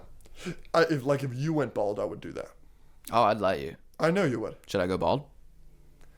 Are we both going bald? No. It would be absolutely atrocious. 100,000 subscribers, you wouldn't go bald with me? Because I'm going bald for 100,000 subscribers. Nah. I might do it just to cosplay Ancient One because she's lit. I'm really going to need to be the hat guy if I'm bald. Are there any Ancient One quotes? She's got some really good quotes. Tilda Swinton. She's great. Shout out Tilda Swinton. Guardians 2 re-review. This is let's take our time on this one. Okay. Guardians of the Galaxy Volume 2 out of 10. 3, 2, 1. 4. 2 out of 10. It is the worst movie in the MCU. And this is Your best take. Because I agree with one of your atrocious takes. Well, this isn't an atrocious take, and I think that anybody with eyes should know that Guardians 2 sucks. Unfortunately, a lot of people think it's the best movie in the MCU. You dislike some things about this movie that I don't dislike. You like Baby Groot. I hate Baby Groot. I don't hate him. I just think it's the worst example of buy this toy. They do it with Baby Yoda and Mando, but it's terrible in season 3 of Mando. It's one of the worst parts of season 3 of Mando, but it's terrible in Guardians 2. You don't like the opening? Where he's dancing? No. Mr. Blue Sky? No. Nah, that's great. You should like that. If you are someone who likes Cars 2, you should like that. No, it annoys me. Turn your brain off. It's not a turn your brain off thing because I don't think it's entertaining. And we've talked about this. The comedy in this movie obviously really doesn't work for either of us. No. I think Baby Groot is some of the examples of the bad comedy. Eh? It does take you out of it a little bit here and there, but this is when the MCU starts doing this bullcrap. Yeah, trying too hard. This proceeds to be...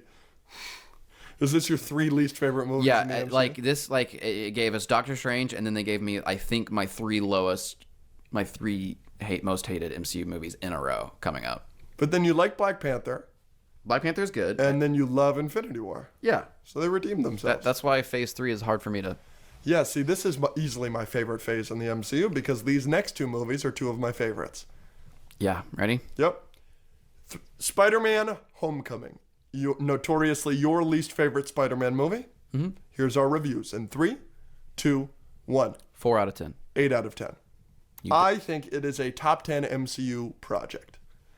I think that the MCU is more bad than good, and I think Spider-Man Homecoming is one of the 10 great. Homecoming is not great. Homecoming is the definition of disappointing. Unfortunately.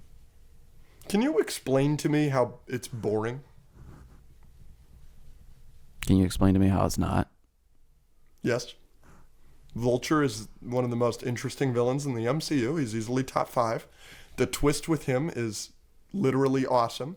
I think the high school stuff is hilarious, but it's also actually Spider-Man. It's actually Peter Parker doing high school. What a concept. That the one superhero we have that we actually see in high school in the comics goes to high school in a movie. I don't know why that's so hard to understand. The decathlon team is hilarious and fun. J.B. Smoove carries Far From Home. He's really good in this one. The other teacher, Martin Starr, hilarious. 2 things. Hannibal Buress, hilarious. 2 things. This is one of the funniest MCU movies. No, it's not. No, it's not. What are you doing here? Watching porn? You just like that because you're a porn addict. Maybe. 2 things. You said the villain and high school. The villain is good, yes, but you're acting like he's Heath Ledger. Like, the Joker carries the Dark Knight a lot. Wrong. He does. Wrong. We're not arguing about that. If you take out Heath Ledger's performance, it's still good. It's still the best live-action superhero movie of all time. Maybe. But I'm saying... Like, that movie is not carried by Heath Ledger. Heath Ledger enhances that movie. He's the best part of that movie, whatever. But that's what I mean. It's the exhausted of people saying that Heath Ledger carries The Dark Knight. However you'd like me to say he's the best part of that movie and it is wildly enhanced by Heath Ledger's Joker and it would not be the same movie without him, you're acting like Vulture is that level of enhancement. He's not. He's not. He's good, but he can't carry the movie. He doesn't. Number 2, we've seen Peter Parker in high school before. We've seen it in almost every Spider-Man movie. At least the first 2 of the last 2 franchises. Now, you don't like it because they don't do it well enough. You're wrong. Andrew Garfield's in high school and so is Tobey Maguire. Tobey Maguire is in high school for 15 minutes of Spider-Man 1. He is not in high school in Spider-Man 2. That's what I said. No, you said in the first 2. The first one of each. The first one of Andrew and the first one of Tobey. He's in college. He leaves school by the end of the first one. Before the end of the first one. High school. So? Yeah. And then Andrew... What a concept. Andrew, you're right. He's in high school and then he graduates in the second one. You're right. You're right with that we do see high school. But what about that movie is actually high school? Nothing. Sorry. It's more important for me to see Spider-Man actually do interesting things in New York, like swinging around in New York, than it is for him to be in high school. Like, I don't understand why we can't have both. All right, you're acting like certain things are more important to you and some things are more important to me. Spider-Man being Spider-Man in New York is something that is wildly important. Okay, and the movie isn't just necessarily better because they have him in high school. And you're saying that these other movies aren't as good because it's missing that. Well, Homecoming is missing the thing that I just said. So those are my two responses there. I mean, in all of your reasons for why it's a good movie, never once did you mention the main character, Spider-Man, being Spider-Man, because that's the worst part of the movie. I think this scene is one of the best scenes we've ever seen in the Spider-Man movie. It doesn't carry hard enough. The only reason he's there is because he lost the glider. What? Tobey Maguire and Andrew Garfield never lost? No, but they actually were Spider-Man throughout their movie. Spider-Man does Spider-Man things. You're right. You know, it's incredibly Spider-Man of him to put coins into a magical train station. Very Spider-Man. You're not going to win that argument. I just did. Just because, again, that is something that movie has, but that doesn't negate the fact that it also has him swinging through New York, saving bad guys, doing the thing in the Times Square where he's flipping backwards, catching a car, saving people, taking out Electro, quipping, the opening scene where he's catching all the vials that are falling out of the thing, being awesome in all of those scenes just because he puts a coin in a thing. That doesn't take away all those other things. Homecoming doesn't have that, period. But Homecoming is a cohesive movie. At least from start to finish, it's good. Can't say that about either of the TASM movies. Can't say that about Spider-Man 3. No, yeah, I think TASM has problems. Big ones. Yeah. Homecoming does not have problems like that. 4 out of 10. Shall we move on to your least favorite movie of all time? Yes. Here is our review for Thor Ragnarok. If you're a fan of this movie like me, buckle up. 3, 2, 1. 3 out of 10. 9 out of 10. Crazy. That is you give Ragnarok the same ranking you give Civil War. It's better than Winter Soldier. It's better than Avengers 1. It is a top 4 MCU movie. It is hilarious. You cannot give Guardians a 2 and Ragnarok a 9. You can't do that. Just did it. You can't.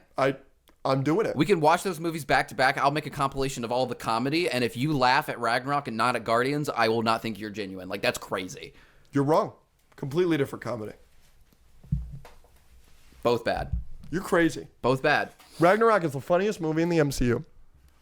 And on top of that, it's got literally the most awesome moments in the MCU. There is one scene in the entire MCU that I think is more awesome than Thor on the Rainbow Bridge with the big bolt of lightning.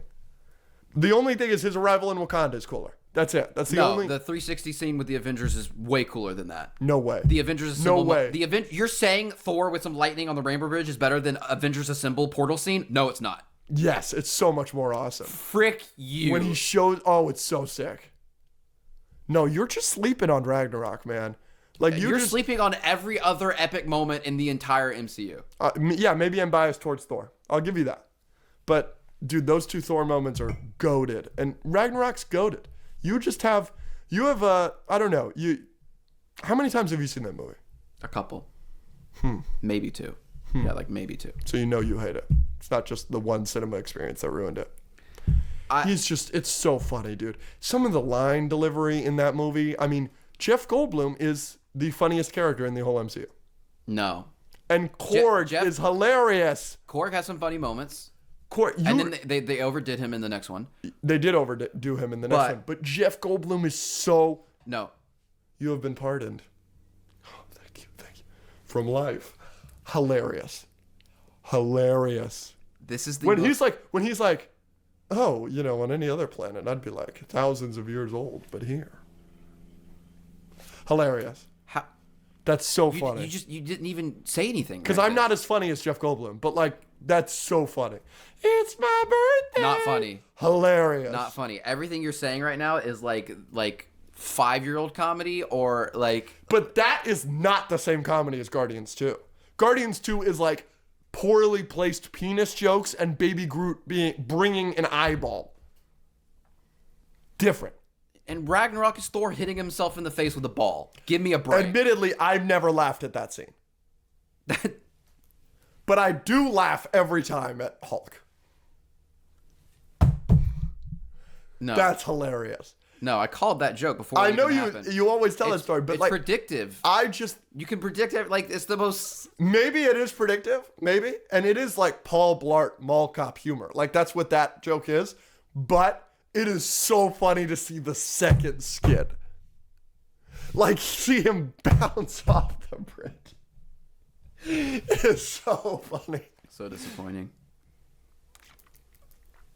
Hela's not a great villain. I thought Hela was great. Are you serious? Hela was good. She was interesting. I think she was overpowered, but like that makes. You don't think it's funny when Doctor Strange gets Loki and then there's the business card and he starts poking the business card. He's like, Loki. No! Oh my so gosh, funny. that was so cringe. Oh, that's so funny. That's so cringe. Loki. Who does that? Chris Hemsworth. Thor, because he's an idiot the entire movie. Absolute moron idiot that screams hilarious. when he gets a haircut, that screams when he enters the room with the Grand Master, that thinks a business card is Loki, that tells us, hey, Snakey bites me. He's 5. That's so funny. He's Star-Lord, but not as funny. Yeah, I just disagree. And he's awesome. He's so much cooler than Star-Lord. He's not cool in that movie. He's awesome in that movie. You will not. I will give you. If you hate the humor, I've defended you on this. I love the humor in Ragnarok, but if you hate the humor as much as you do, then of course you hate the movie. You can't also hate the awesome moments. The awesome moments are awesome. The bridge scene is cool. That does not mean he's cool for the rest of the movie. He's cool when he's a loser the whole movie. He's cool when he beats Surtur and destroys all those goons at the start. Right at the start and right at the end. There's the rest of the movie where he's awesome when he beats Hulk in the arena. Yeah. That's an awesome fight. It is a cool fight, but like... He's awesome when he's talking to Heimdall, and Heimdall's showing him Asgard and what they're going through. He's serious in that. He's not making jokes in that, and he's like, this is some intense shit. I got to get back.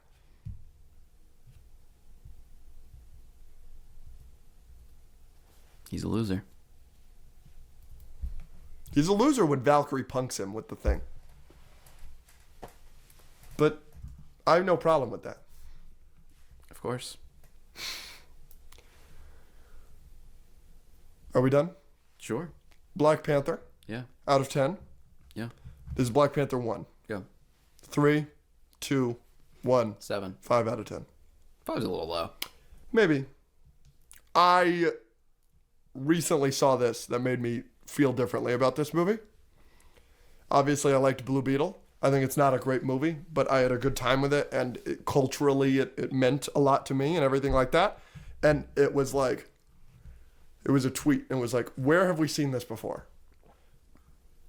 Very bland superhero movie, everything in the movie we've seen before, but what gives it points is its cultural relevance to a certain group.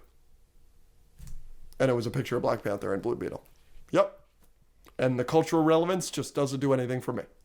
So, like, I'm probably wrong on this, but I just don't get anything out of it. I think it's a 7 out of 10 movie regardless. Like, it's good. I've seen it a million times. And yeah, but they did it well. Like, Killmonger's great. The stuff in Wakanda is great. Shuri's great. It frustrated me. It frustrated the hell out of me when they killed Claw, though, because he is so I know. entertaining. He's so good. Andy Serkis is so good. And Ulysses Claw is just such an interesting character. And I wanted to see him more. Yeah, it did suck that they... And I did think it was weird because, and we've said this on the pod before, but, you know, Black Panther does not have an extensive rogues gallery. And they killed the 2 biggest names in his first movie. Yeah. I was like, whoa, that's a choice. Yeah. Namor was good, though. Yeah, well, Namor isn't a Black Panther villain. Yeah. You know, he's not even really a villain. He's a villain in one issue of Fantastic Four when he rapes Sue Storm, and then that's it. What's up? Yep. He rapes somebody? Kidnaps and rapes her in an issue, yeah. Not in the earlier issues, he doesn't rape her, but he raped her in a pretty serious, like, intense later one, yeah. Not a very good comic. Yeah. That's kind of crazy. Yeah, oh yeah. You ready? Yeah. Creme de la creme. Creme de la creme. Avengers Infinity War re-review 3, 2, 1. 9.5. 9 out of 10. The best movie in the MCU. It is spectacular. It is so rewatchable. Very rewatchable. So rewatchable. I would argue it's the second most rewatchable movie in the MCU. After No Way Home. I will watch No Way Home 3 nights in a row. Yeah. There's not much to say here. I mean, there's a lot to say here. It's a miracle how good this movie is. It's a miracle that it exists. It's a miracle that, like, you're right. It's a miracle it exists. It's a miracle how good it is. Because there are so many fucking characters in this movie. Right. It easily could have been too complicated, too convoluted, to fill in the blank. 4 hours long. No, it's 2.5 and it feels like one. Yeah, it feels great. It moves at such a pace that... And Thor is Thor again, which is great. Now, I will say, an argument against this movie, if you haven't seen any of these movies, you're done. You're done for. There's no character work to establish any of these people. No. The only character work in this movie is to further characters that are 2, 3, 4 movies in. I think Ahsoka season 1 does a worse job of just like giving you characters and not giving you backstory. I feel like you could watch Infinity War and be less confused than watching Ahsoka episode 1 through 4. That's interesting. But do you remember... I don't hate that take, but do you remember watching The Nun 2 in theaters? Yeah, it was like 2 weeks ago. And we turned to each other and we were like, they've showed us 18 different characters in the last 10 minutes and all of them look exactly the same and we don't know anything about any of them. That's what Infinity War is a little bit. Yeah. Like, the first time you see Tony is in the park with Gwyneth Paltrow. Yeah. The first time you see... You just don't get... Yeah, it's just a team of people, and it's a lot of them. And you don't, like, introduce any of them, really. Like, the first time you see Peter Parker's on the bus. Yeah. You know, like, you just kind of have to see all these movies. You remember seeing that in the trailer? His Spidey sense going off? I was freaking out. I will say, that's not the first time we see his Spidey sense in the MCU. Do you know when it is? It's literally my favorite scene in that movie. In Civil War. Yes. The car's coming at him, and he looks. His eyes widen before he looks. It's amazing. Yeah. It's so good. And then, like, his Spidey sense just, like, doesn't exist in the next movie. It's crazy. Yeah, the Far From Home choice to just get rid of the Peter tingle was weird. No, I meant Homecoming. You're right. Because he learns it in Far From Home, and, like, it's a big thing at the end where he does the whole blind fight. No, he doesn't learn it. He just is losing it because he doesn't care. Have you seen the deleted scene where he catches the robbers in the restaurant and then he says, I'm going out of town? That should not have been cut. No! It's such a good scene. It would make Far From Home, like, for people who don't like Far From Home, if that one scene was in there, I'd be like, It's okay, a you need to... great scene. Because, it's like a really great scene. Yeah. That was a poor cut. We should talk about that for Far From Home. Yeah. Infinity War. Great fucking movie. Great movie. Ant-Man and the Wasp. Yeah, ready? 3, 2, 1. 6.5. 5 out of 10. People are too hard on this movie. A little too hard. I think this is one of the fine MCU movies. It's fine. It shouldn't be bottom of the barrel, but it's clearly not top 5, top 10. It's fun. I just hate that they used Lawrence Fishburne and For nothing. For nothing, dude. Yeah. That's fair. He's never coming back. You're a huge Lawrence Fishburne guy? I mean, he's good. I mean, he's great in the Matrix and John Wick. You're actually wrong about him never coming back. He's actually already confirmed for What If Season 2. Oh, sure. But did you see that interview with him where he's like, yeah, I'd be in the MCU. And they were like, you were in Ant-Man and the Wasp. And he was like, oh, yeah. Like, that's what I mean. Like, yeah, they don't use him at all. Yeah, but that clip is great because he's like, oh, we got to let another Captain America come in? Like he's like acting like a real fan. It was cool. Yeah. Captain Marvel. Yep. 3, 2, 1. 4 out of 10. 6, maybe 5. It's all of the origin movies. We've seen this movie a billion times at this point. On top of it's just really bland. Yeah, that's what I was gonna say. Like, it's a fine origin movie. It just seems way more forgettable to me than fill in the blank of any other like let's go over just 5 origin movies. Shazam, Blue Beetle, Black Panther, Doctor Strange, Iron Man, Doctor Strange. Okay? I remember more about all those movies. They are all the same movie as Captain Marvel. They're all the same movie, but Iron Man has Tony Stark and a bunch of stuff. Iron Man is a good movie. Yeah. It's also the first time we've seen this movie. Doctor Strange, the magic is fascinating. Benedict Cumberbatch is great. Visual effects. It's funny in the visual effects. Blue Beetle has the family, right? Shazam, it's fun, a twist that he's a kid. Yeah. And I don't even remember the last thing we said.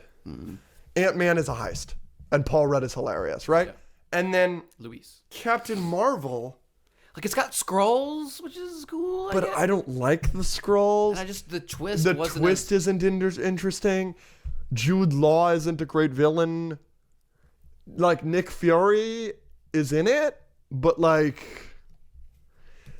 I think that the Venus flytrap joke is a top 5 MCU joke, but other than that joke, I really think that movie just has nothing. And a lot of people don't like the eye thing. I don't. I don't really like it doesn't bother me as much as other people, but the fact that he said that line, Nick Fury loses his eye because a cat scratches it. I know it's a flirkin, but a cat scratches it, Goose. But last time I trusted someone, I lost an eye. And it's a movie with scrolls. Yes, and that line where he says it is about Phil Coulson. No? Where does he say that? He says it in Winter Soldier. Says it to Cap. Oh, no, he says the line about Phil Coulson being his other eye. Sorry. That's what I was thinking of. But yeah, that was such a cool line in Winter Soldier. And then, okay, I think I said this last time we talked about this, but I think that moment is a moment where because we've got Guardians and Ragnarok and Ant-Man and the Wasp, a lot of these movies that were trying to be funny, and a lot of people were starting to make fun of the MCU. This is about the time where the MCU was starting to get made fun of for being too jokey, and comparing DC and the MCU were he's behind me, isn't he? A lot of people make fun of the MCU for making jokes like that, and this is one of the moments where people were like, the MCU is being stupid. Why are they taking moments like this where Nick Fury's eye patch is the most iconic visual thing in the MCU potentially, and they're turning it into a cat scratched it. You need to keep both eyes open, and then in Winter Soldier he scans it. It's a cool thing, and now it's not. It was just you have a movie with scrolls, and you're gonna show how he lost his eye. Perfect. He trusted Ben Mendelsohn, and then Ben Mendelsohn turns into a scroll. Ah! No. So easy. Why is it a cat? Avengers Endgame. 3, 2, 1. 8 out of 10. 7.5. Yeah, I love that you're lower on it than me. I could easily give it an 8. It is a 10 out of 10 for the last 40 minutes, and the rest of it is a 6. It is a bad movie with spectacular moments. Yep. It's too long. A little. Well, it really drags at the start. The Cap Black Widow scene is important, but it is not entertaining in the slightest. It's not. I like that scene. What do you think of Little Iron Man? Morgan? No, very skinny Iron Man. Oh, at the start? Yeah. We lost. It's just tedious. You weren't there. Yeah, you're right. We did lose. We know. No, that wasn't tedious to me. I thought that was... Until this moment, I thought you were a Build-A-Bear. The acting's great. What's wrong with him? He's pissed. We lost. We all lost. You said, if I needed you, you'd be there. What's the line? You weren't. We needed you. We lost. Yeah. You weren't there. Yeah. Good stuff. It's a good movie, and there's a lot of great stuff. Obviously, my favorite scene is the scene with him and his father. Yeah. No. Hey, will you hold this? Yeah, no problem. He just takes it because he doesn't like being handed things. Every other scene in the MCU, he says, I don't like being handed things. No amount of money ever bought him a second of time. Oh, it's so perfect. It's so, there's so many perfect things. And there's so much, good nostalgia use. Every Avengers 1 scene's great. But it's just not... It's a strong finish. As a movie, it's not as strong as like Infinity War or some other movies, but as moments, which is what we needed, we got them. No, of course. What do you think of like people that think it's the best movie in the MCU? I'm not gonna fault anyone for that because we get the best moments in the MCU. To me, like we get like the whole like again, everything from when we are on Earth and snap people back until the end. The moments with Iron Man, his death, his funeral, Morgan saying I want a cheeseburger, Avengers Assemble, like everything about that. Like if that carries enough for you to say that it is your favorite movie, I am not going to fault you for that. I personally don't think it's the best movie overall, even though I like the cinema experience and everything about it carries a lot. Does that make sense? Yeah, absolutely. I said this before, but at the end of the day, You're fine. Keep going. at the end of the day, But we can. yeah, Endgame is it is in the section, the segment of the MCU for me that I have like a couple, like 5 projects in there where it's like these are kind of bad projects that I just really enjoy, but they are bad. They're just not the best thing in the world. I'd call it the Revenge of the Sith category. Sure. Right? It's like Endgame's there, Hawkeye is there. I really loved Hawkeye, but it's not the best. She-Hulk is in there, and like Guardians 3. Like movies like that they're not perfect. They've got some real glaring issues, but had a great time with them. Yeah, that's fair.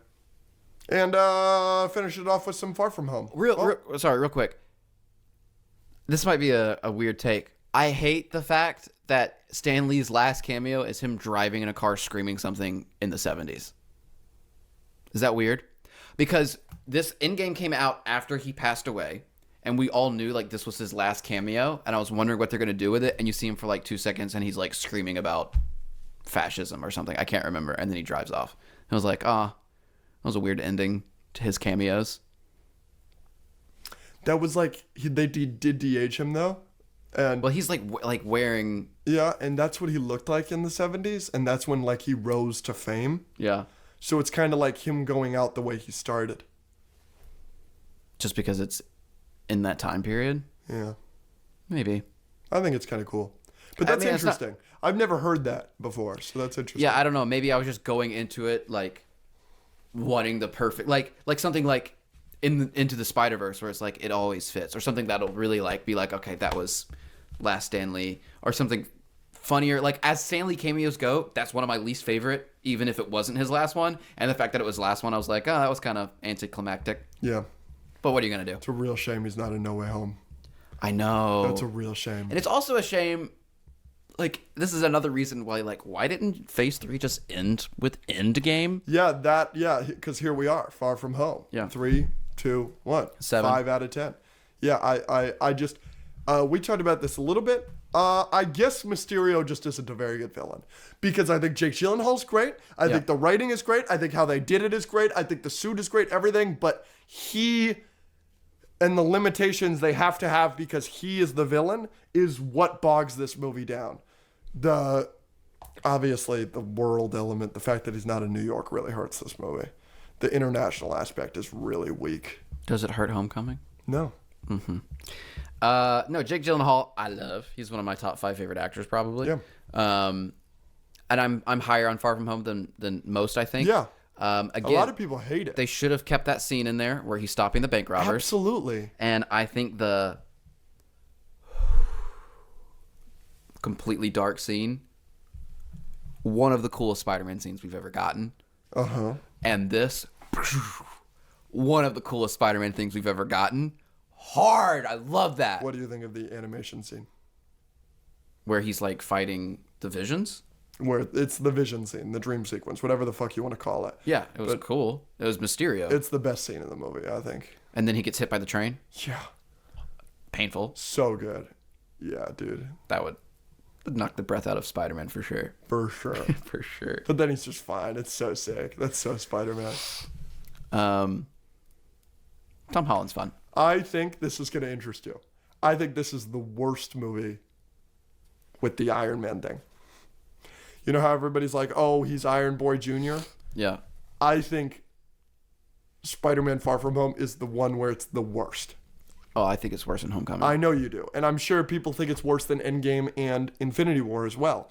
But this is the one, and Civil War. But this is the one where I was like, this is too much. I'm getting annoyed.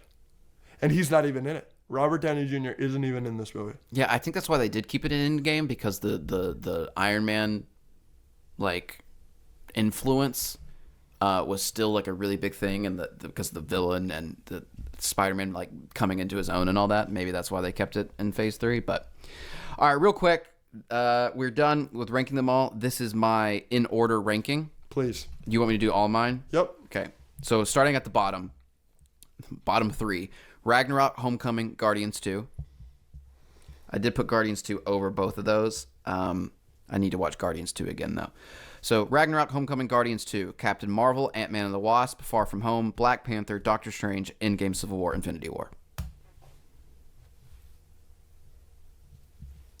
I mean, obviously, I hate your bottom two, but I strongly disagree with that. But otherwise, I think your list is good. Yeah. I think we have very similar lists, other than your bottom two are in my top 4. Yeah. Which is, so my last place, Guardians 2, then Captain Marvel, then Ant-Man and the Wasp, then Black Panther, then Far From Home, then Doctor Strange, then Avengers Endgame, and then I've got Spider-Man Homecoming at 4, I've got Ragnarok at 3, I've got Civil War at 2, and I've got Infinity War at 1. Which is it's really funny is that top 3 is, all 3 of those movies are in my top 4. The only one missing from that is No Way Home. Yeah, no, other than my bottom 2, like our lists are almost. And for me, this is easily my favorite phase in the MCU. It's just got so much content I love, and the stuff I dislike. Obviously, I hate Guardians 2, but I don't hate anything else. Really strong stuff. Love you. We just starting from the top? Yeah, let's do it. So we're going to rank all these movies, talk about them, debate them. This is a movie a lot of these movies we've never talked about on the podcast. So, you ready? Mm-hmm. Here is our review for Black Widow. Came out in 2020. 3, 2, 1. 6 out of 10. 6 out of 10. It's just fine. It's fine. It's fine. I think I have not seen this level of rage a lot, but I saw this level of rage when people were discussing Taskmaster. I don't have as big of a problem with it. Yep. Because contrary to popular belief, I am not a comics Nazi. You just pick and choose when you want to be. Exactly. Which is frustrating. And Taskmaster isn't a character that means much to me.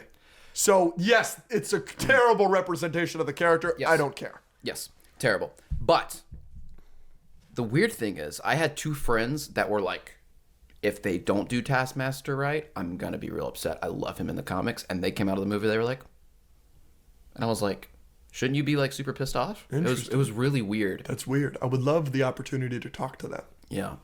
But, because they're wrong.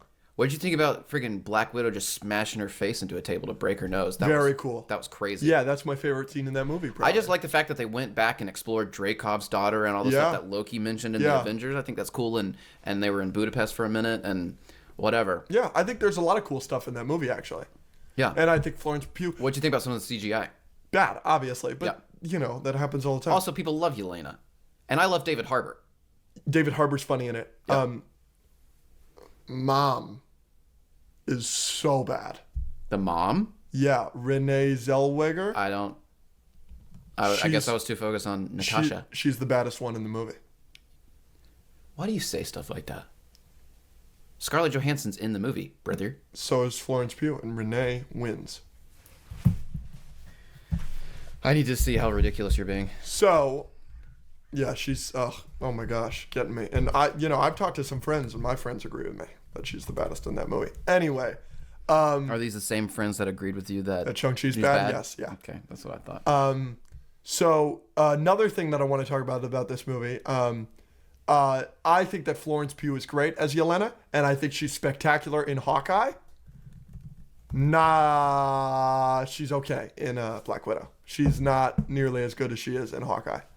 What are you looking her up? Yep. What do you think? Rachel Zellweger. Is that what it is? It's Rachel Weisz? Weisz. I'm a fucking idiot. Who's Renee Zellweger? Don't ask me.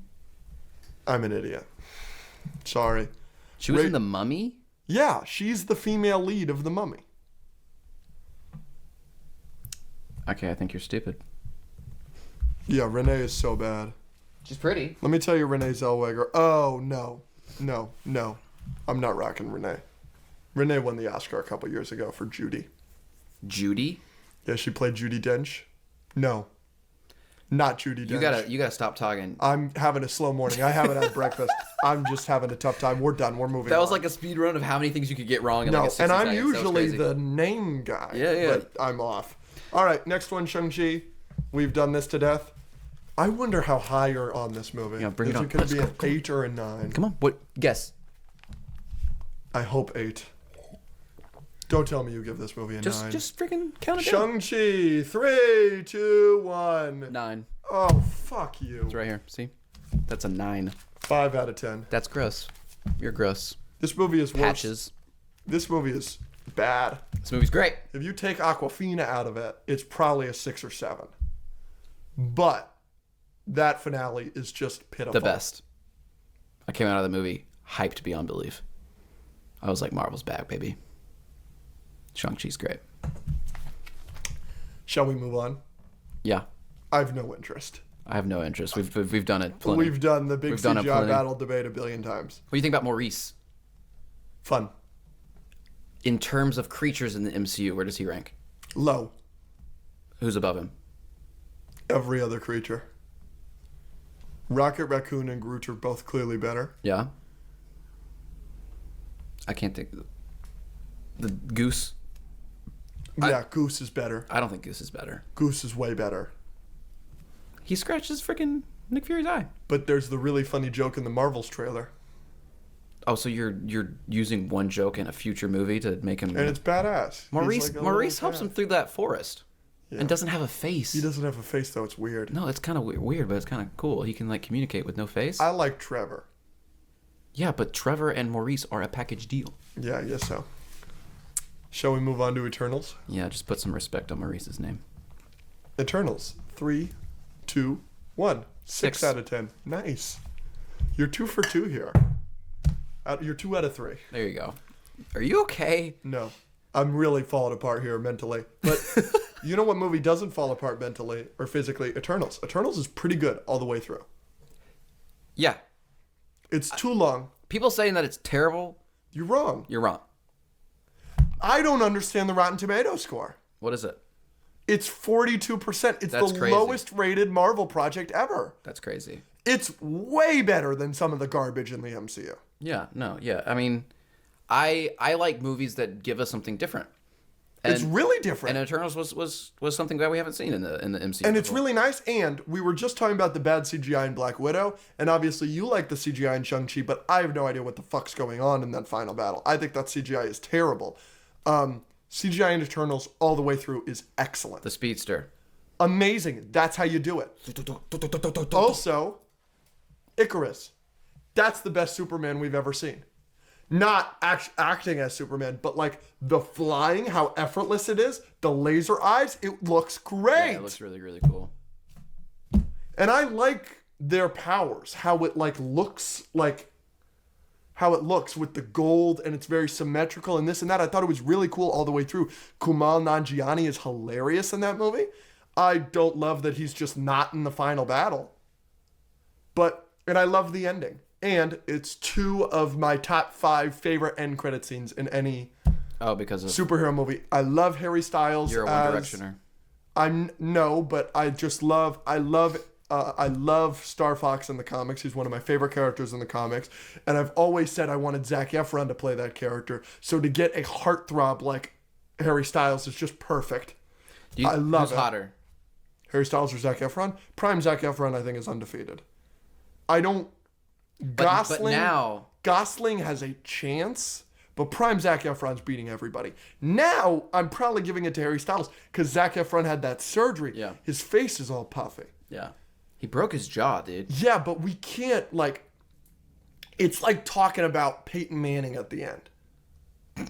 You know, Peyton Manning's still the second best quarterback of all time. Yeah. You got to take their whole track record, not just And prime Zac Efron is unbelievable. wins prime Zac Efron. a little bit after High School Musical, all the way to like 4 years ago. So in Greatest Showman. Yeah, he's hot as fucking Greatest Showman. He's freaking hot. Dude, He's so hot in Baywatch. With the blonde hair. I'm going to let you know right now. Yeah. He's hot with the beard and the white hair. He's so hot. I watched Greatest Showman a lot. Yeah. And then there was a time where I took a break and then I came back and I'm extremely straight. Mm-hmm. I'm going to say that one more time. Religiously. I'm very straight. Yeah. But there's a moment in that movie at the very end when Hugh Jackman's like literally passing that hat to him. And he's like, it's your turn. Go do the thing. And then there's like a swell in the music and he comes out and like slides on his knees and then hits the note. And like I paused the movie. I was like, hold, and I ran it back. It's awesome. I was like, that's hot. This is the great. And he like, ba-da-da-da, and then like everyone's doing it with him. He hits it, and it's very nice. Excellent. I want to go watch that scene now. I'm glad that, look, Zac Efron has aroused every straight man on Earth. So I'm glad that that's the arousal point for you. That's secretly why it's my favorite movie. Oh, because it just gets you going. Yeah. So yeah, prime Gosling. Gosling right now is killing it. So they're up there, but Zac Efron's my guy. We go into the creme de la creme. Yeah. Spider-Man No Way Home. Let's go. Here's our review for Spider-Man No Way Home. 3, 2, 1. 9.5. 9 out of 10. Yeah. Where does this rank in the MCU for you? It's top 5. This is top 3 for me. It's hard for me to say it wouldn't be like it's Avengers, Winter Soldier, and then I'm like, yeah, it's Infinity War, Civil War, No Way Home for me. Yeah, I'm definitely putting above Civil War. It's just whether it's above Infinity War or not. But it's probably 3 or 4, and then yeah. So we could talk about how good this movie is all day. Yeah. But I feel like everybody's talked about how good this movie is all day. Shall we talk about the people that have switched up on it? Sure. That don't think it's a good movie? Do you think they're just trying to be different? I don't know. Some of them. I don't. As somebody that gets called out for trying to be different a lot when I'm literally never trying to be different, these are all my 100% true opinions. I have trouble imagining that people would do that because I see the hate I get. We just read it out loud. And I think to myself, like, why would you want to do that for nothing? For something you don't even believe in. Like, I'm happy to do that for something like Shang-Chi because I think it's crazy to me that people think it's a good movie. Like, I don't know why you would do that. Like, if you love No Way Home and you actually think it's a good movie, I don't know why you would do that. Yeah. So speaking of like all the good things about it, everyone loves it. Are there any like what do you think are the top problems with it if there are any? I think it's a gray movie. A gray? It's gray. It's like that movie should be a top 5 most colorful movies in the MCU, and it's gray all the time, and it has always bothered me. Now, the MCU overall is gray. Civil War is very gray. But like Civil War, I'm okay with Civil War being gray. Spider-Man No Way Home should be more color, but it's like you're at the bronze Statue of Liberty. It's like everything could be color and pop, and Spider-Man comics are so colorful. The Raimi movies are so colorful. The TASM 2 movies, the TASM movies are not colorful, but the TASM 2 suit is the most colorful suit we've ever gotten, and I just feel like every shot is orange or gray. So I don't love the way it's shot, and I don't have many other problems with it. And I hate that people are like, oh, if you take nostalgia out that movie, it's not a very good movie. Wrong. You're wrong. You're wrong. Movie. It's by far the best live action Spider-Man movie. If you didn't have Tobey and Andrew in that movie and it just followed Tom dealing with the same thing, it's still a great movie. It's still a great movie. Yes. Problems I have. Yes. So there's once upon a time where I looked at this movie and I compared it to all other Spider-Man movies, and I made a list of things that Spider-Man movies all should have, and I wanted to put No Way Home in that rubric and see if it checked all the boxes. And to me, Spider-Man comedy and quipping is one of them. There's comedy in this movie, but is Spider-Man ever funny in that movie? Andrew is. When? Oh, Max, I haven't seen you in so long. And there's only one or two lines and they're all Andrew. The other, I went through the whole movie. Andrew is Spider-Maning circles around the other two. Like, the people that have, like, been arguing, and a lot of people say that TASM supporters came, like they didn't exist before No Way Home. I disagree with that. I think you were a TASM supporter pre-No Way Home. So I disagree with the notion that people only like TASM because of No Way Home, even though I think TASM's bad and I don't think you should like it. It's fine. I think they existed before. Dude, the best day of TASM supporters' lives was the day No Way Home came out, because Andrew is so much better than the other two in that movie. It's wild. The other one is, there's like one moment where he's fighting the lizard and he's like, can you just stay right there? Yeah. Like, that was good. So I wish there was a little bit more of that from maybe the other two or Tom earlier in the movie or whatever. So that's one thing.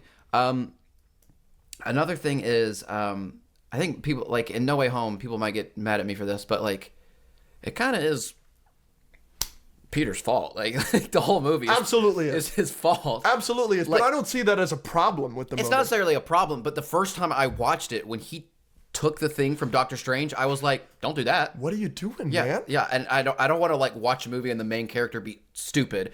And, like, I feel sorry for him. He goes through a lot of terrible crap for the rest of the movie. It's entirely his fault. But at the same time, it's like, you kind of asked for it, brother. Absolutely. Absolutely. A lot of people have an issue with Doctor Strange's poor decision-making in this movie. I don't.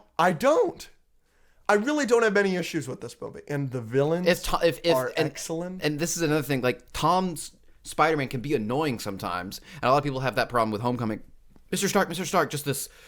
I mean, he's a kid, so it makes a little bit more sense. But, like, if he literally just shut up while Doctor Strange was breaking the multiverse for him, like, your aunt would still be alive, right? Yeah. So, that's not necessarily a problem, but it is something that kind of bothered me the first couple times I watched it. I just wanted Peter to just, like, not be stupid.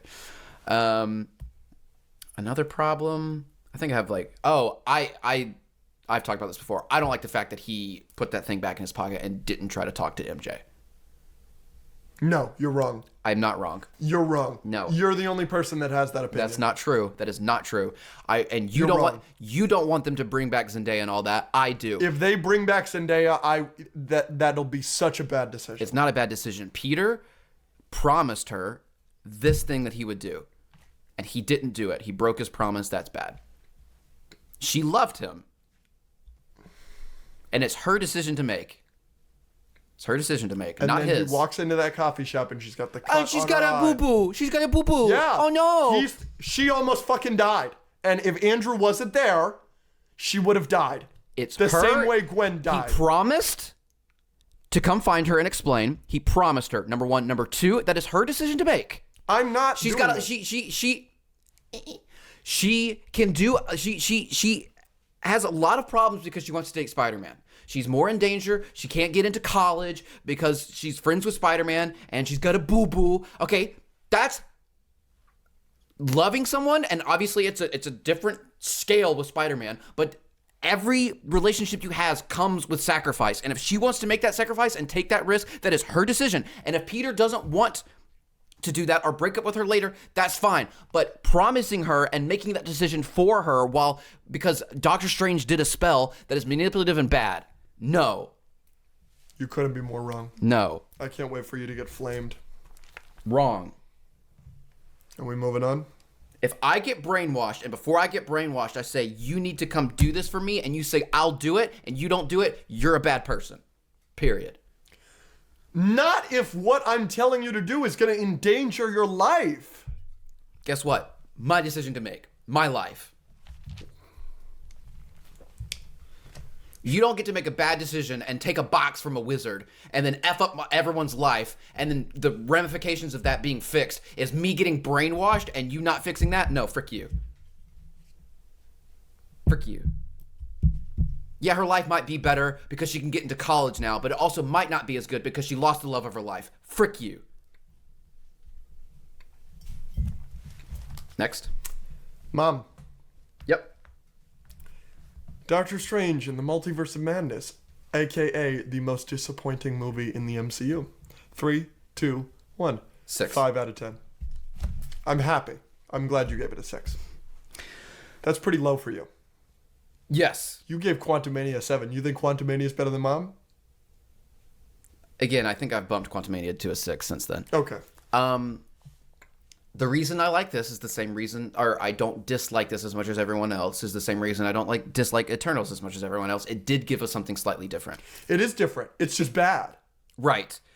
Parts of it are bad, but There's some good stuff in this movie. I will not, but we have a friend. We have a friend who I think says it best. Okay. The screenwriter Michael Waldron and Sam Raimi made 2 completely different movies. Okay. And I really feel like after WandaVision, which is one of my favorite shows, they really jumped the shark With her. with her. Yes, but I was fine with it because it gave us something different. So here's the good.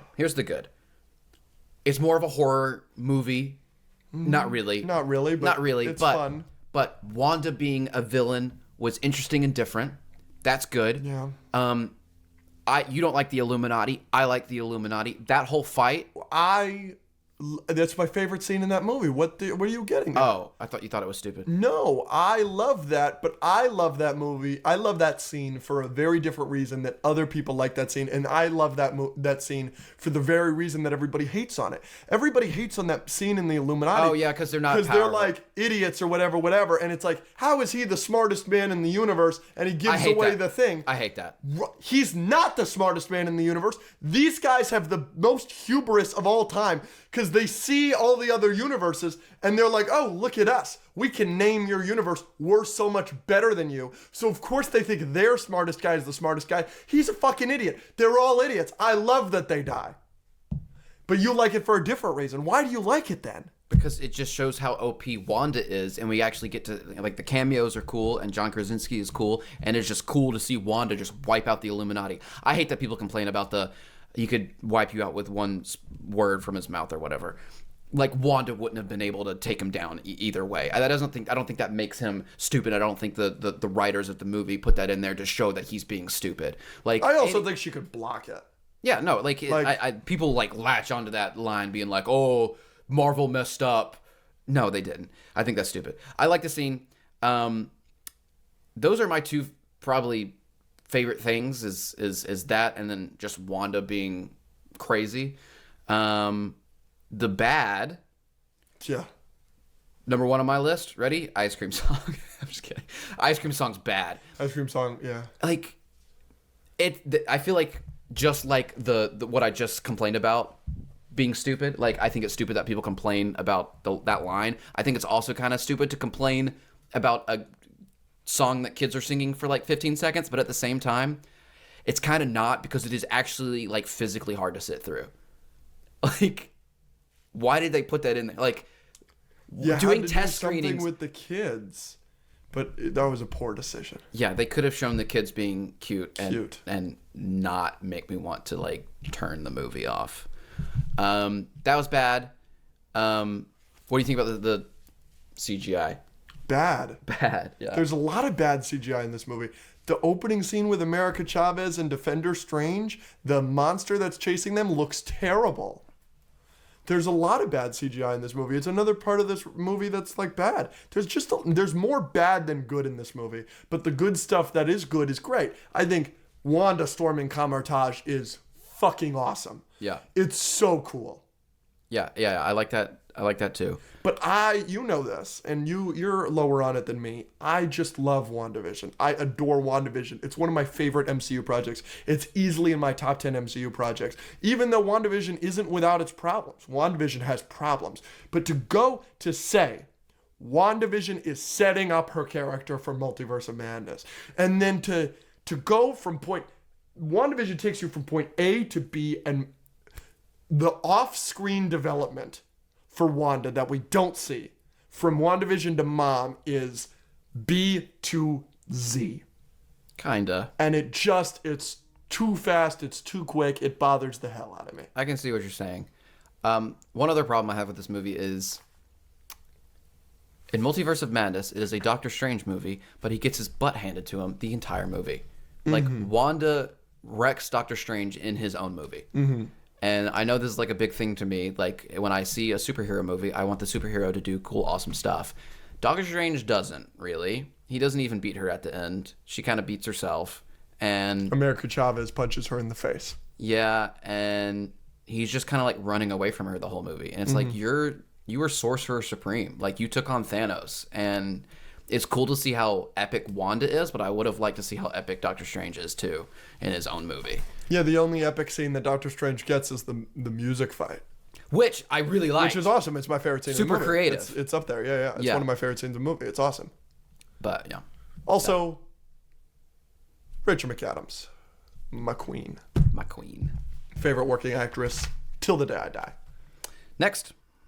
Oh, yeah. This is a controversial one. Wakanda Forever. No? No. What's next? Love and Thunder? Thor 4. Thor Love and Thunder re-review 3, 2, 1. 6. 4 out of 10. Yeah. Oof. It's not the worst thing in the world. And I do not think it's the worst MCU project. But it's real bad. It's real bad. I don't think I have much more to say about this because I've talked about it a lot. You've talked about it a lot. Let me tell you. This was the first movie where I thought Disney has gone too far with the volume. And since then, I feel like I've just continued to be proven right. You know what the volume is?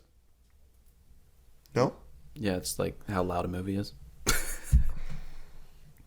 The volume is this big dome set that was developed for Mandalorian. Yeah. And it's, instead of being a green screen, they're in an environment that looks like what the CGI will look like eventually. And that's great and dandy for the actors, so that they can be acting good and not be opposite of blue screen like they are in the Star Wars prequels, which is why you get very wooden performances from everybody in that movie. Like Hayden. Exactly. You said it, not me. You said it. But the volume is small. And this movie was the first movie where I was like, stop it before this gets worse. And then it only gets worse in future projects. The opening scene with Gore, where he's walking around the desert. There's a sandstorm going around him, and he's walking and he's walking and he's walking. You get no sense of scale. There's no panning out that this is this huge, empty, barren desert. It's literally an area as big as our set is what he's walking around. And then he goes to the jungle with the god and this and that, and it's an area as big as this set. And it's to say that it's Kenobi. You know the when Leia is running from the bounty hunters, and then they get hit by a tree? It's because they don't have space to film something elaborate. So that's why they had to... By the way, side note, I think that is the worst scene in all of Star Wars. It's the volume's fault. Is that scene is the volume's fault. I disagree with you. I don't think that's the worst scene in Star Wars, but it's a bad scene. It's the volume's fault. So this was the first movie, and I think constantly in this movie they are limited by the volume. Yeah. And I was like, oh, this is tough.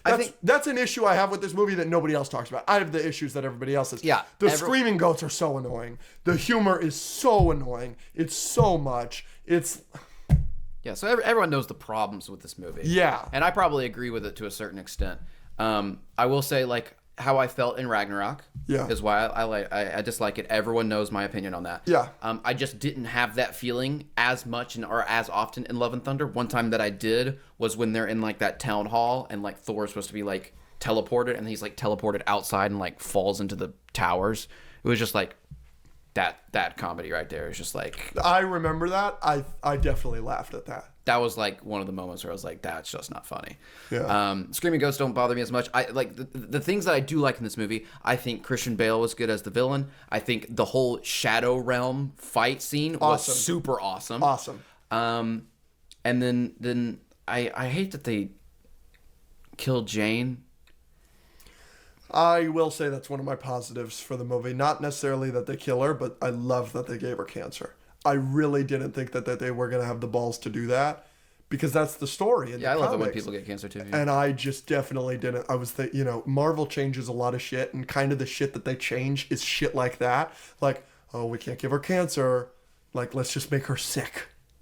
But no, she was like in chemo, and that was awesome. The only reason I don't like it is because Thor has lost literally every single other person. We've seen him lose his mom. We've seen him lose his dad. We've seen him lose Loki. We've seen him lose all of Asgard. Let him have the girl. he gets love at the end, the daughter. What is that? But like, I was like, But then here's my response to that. I have no problem that they killed her. What I do have a problem with is seeing her and Heimdall and Valhalla at the end. she doesn't deserve to be there. No, I have no problem with her being there. Oh, so we're just going to bring them fucking back. And her death is going to be for nothing. No, we don't know that. Well, then why would they show it? Valhalla's like, they haven't brought Heimdall back. Yeah, but they totally might because of that. That annoyed me. What, they're gonna make a Thor 5 and bring Jane back? No. They are making Thor 5. I don't think they're gonna do that though. Next, last one. Yes. No. Yes. BPWF. Wakanda forever, baby. Here's our review for Black Panther: Wakanda Forever. 3, 2, 1. 8. 5 out of 10. Wow, you're really high on this movie. You're really low. Do you think it's better or worse than the first one? I think it's about the same. I'd probably give the first one like an 8.5. I think it's clearly worse. I do think it's impressive how good this movie is, considering the hand that they were dealt. Yes. The script was written when Chadwick Boseman passed.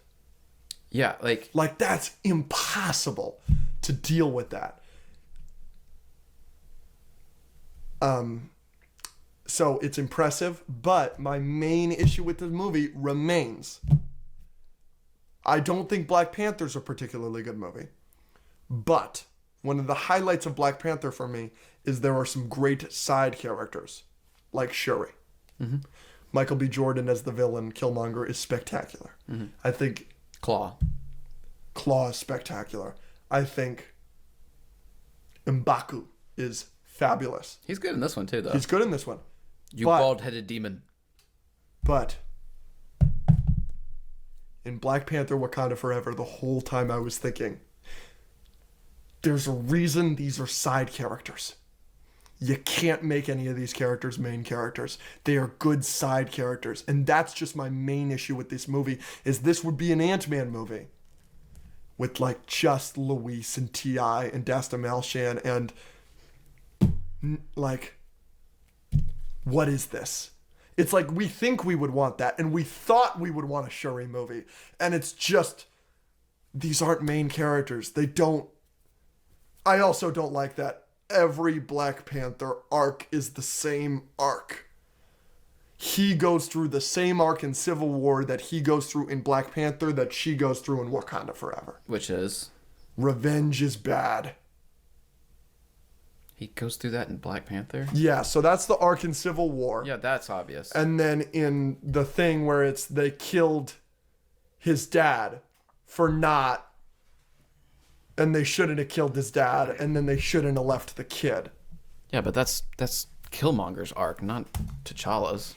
That's T'Challa because he's screaming to his dad at the end. He's like, "You were wrong!" And then that's the same arc she deals with in this movie. Also, think it was wrong to kill Ramonda. It was wrong to kill the queen. Why? Because they are like... Should have given her cancer? Sure. It's like, there's enough emotional... Like, they needed... The narrative reason for killing Ramonda is she needed to have something to be angry about to learn the revenge thing. Chadwick is dead. She does not need to lose Black Panther, her brother. Yeah, but no one killed him. You coulda. Yeah, but And even then, you want to keep the illness, you want to keep it as vague as fucking possible, make Namor's people responsible for the illness. I think they handled Ramonda's death really well, and I think the very first scene in Black Panther Wakanda Forever where it's like a black screen, and you just hear, I'm getting chills right now, you just hear like Shuri's voice, and she's freaking out, and it's just like a one shot following her around the lab trying to save her brother, and then it just cuts. I have never been more sucked into a Marvel movie in the first 2 minutes. Unfortunately, there's 2 hours after that movie. Yeah, but I think... Because I like that scene too. Yeah, but... And that's the way to do it the most respectful. But then, and you know my opinion on this. Yeah, this is stupid. I think that's the most disrespectful thing they've ever done. Giving him a child, naming the child the same thing, is somehow disrespectful. Very disrespectful. Because it wouldn't be disrespectful if you recast him. Because the family was like, you can recast him. I don't think they should do the CGI. I never think the CGI is tasteful. But the family gave them, they were like, the Boseman family said, you can recast him. And they were like, no, it's too soon. That's you recasting him. No, it's not. Giving him a fucking kid with the same name after saying, look at us, we're not going to recast him. That kid's going to be in the Young Avengers movie. Just alongside Speed and Wiccan, Wanda's kids. Yeah, alongside, a completely new, different character that can carry on his legacy, but that not... is going to be Black Panther with the same fucking name. It's not disrespectful to give him a kid. It's disrespectful to be like, look at us, we did not recast him. It was too soon, and then you recast him at the end of the movie. Weird thing to complain about. It bothered the hell out. My mouth was agape in the movie. That's like everyone's favorite part of the movie because it was out of left field, but they did it well. That means he was with Nakia, right? Nakia. Yeah. And by the way, she's great. Couple points up just from her. Yeah. Nakia's great. No, obviously I don't have a problem with that because I'm not crazy. Well, we'll talk about other good things in this movie. Namor is really, really great. Namor's great. And El Niño Sin Amor is the coolest thing the MCU's ever done. Freaking Okoye rocking those people on that bridge is sick. Yes. She takes on those people by her... Like, there's a moment where, like, they come out and it's like a 3v1 or whatever it is, and Okoye just goes... And, like, I was with Dre and I went...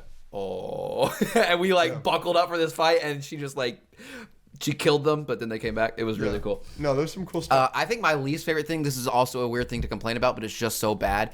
The Ironheart suit is just bad. It's so bad. Like it looks cool, but it also doesn't look real. No, it doesn't. It's just. Yeah, you're right. And I don't really complain about suits. I think people who are like, this suit's so cool, or this poster, talk about stuff visually like that are weird, but it just didn't look like it was really there, and I don't know. It just kind of took me out of it. The CGI looks really bad. It's an ugly design for a suit. Yep, absolutely. I couldn't agree more. That's a good take. But yeah, good end credit scene. That's the kid one? Yeah. And then is there another one? I'm sure there is. I don't even remember. I think it was Shuri being funny or something. I don't know. I hope it's not something funny. But no, I think it's a good movie. It's a good, solid movie. I remember that was actually, this is a funny story that we can tell to end this off. I called you right after I saw it. Mm-hmm. This is the first time we had known each other well enough to talk after a Marvel movie. A Marvel movie. And I called you and I was like, we just got out of Wakanda Forever. And you're like, oh my gosh, I was what like, did you great. think? And I was like, oh my gosh, how bad was that? And you were like, what? I loved it. And I was like, what? And we were screaming at each other for 20 minutes. Yeah. And that was before we had even thought about doing the podcast. But looking back on it, it was like, oh, we probably should have been like, oh, this is going to work. You were literally like, that's one of the worst movies ever. And I was like... Yeah, I was a little hyperbolic. You were super Yeah, I thought it was over really the bad. top when you first... It is bad. I have sweetened on it a little bit. I still think it's worse than the first one. Yeah, I probably do too. But it's good. It's good. Okay, so my Phase 4 rankings go obviously No Way Home, Shang-Chi at the top two. Then we're going Wakanda Forever, Eternals, Black Widow, Love and Thunder. But if you noticed, the top three... Oh, you have Black Widow that low. I mean, here's the thing. No Way Home's a 9.5, Shang-Chi's a 9, Wakanda Forever is an 8, and then the last four I all gave 6. Yeah. Multiverse of Madness I put above Eternals. So Multiverse of Madness, Eternals, Black Widow, Love and Thunder, I all think are about the same. They're all just 6 out of 10s. Yeah, I mean, it's very similar for me. I just think they're all 5 out of 10s. Because I gave Wakanda Forever, Multiverse of Madness, and Shang-Chi all 5 out of 10s. Then I've got Thor 4 out of 10, and Eternals out of 6 out of 10, Black Widow at 6 out of 10. But everything other than No Way Home for me is all... Give it a fine, which is No Way Home at 1, then Eternals, then Black Widow, then Shang-Chi, then Black Panther, Wakanda Forever, then Multiverse of Madness, and then Thor 4. Okay. Yeah, I mean, I could rearrange the bottom 4 and be fine. Yeah, I definitely have Eternals second place, though. I like Eternals. I could probably put Eternals above Mom. Oh, you have Mom ahead of Eternals? I have Mom at 4. I think the Eternals twist with Icarus, I think, is really compelling. Yeah, I'll swap those two. The way that he kills Salma Hayek, I think, is really, really interesting. I'll swap those two. Your favorite working actress, Salma Hayek. Yeah. Patreon. Gemma Chan.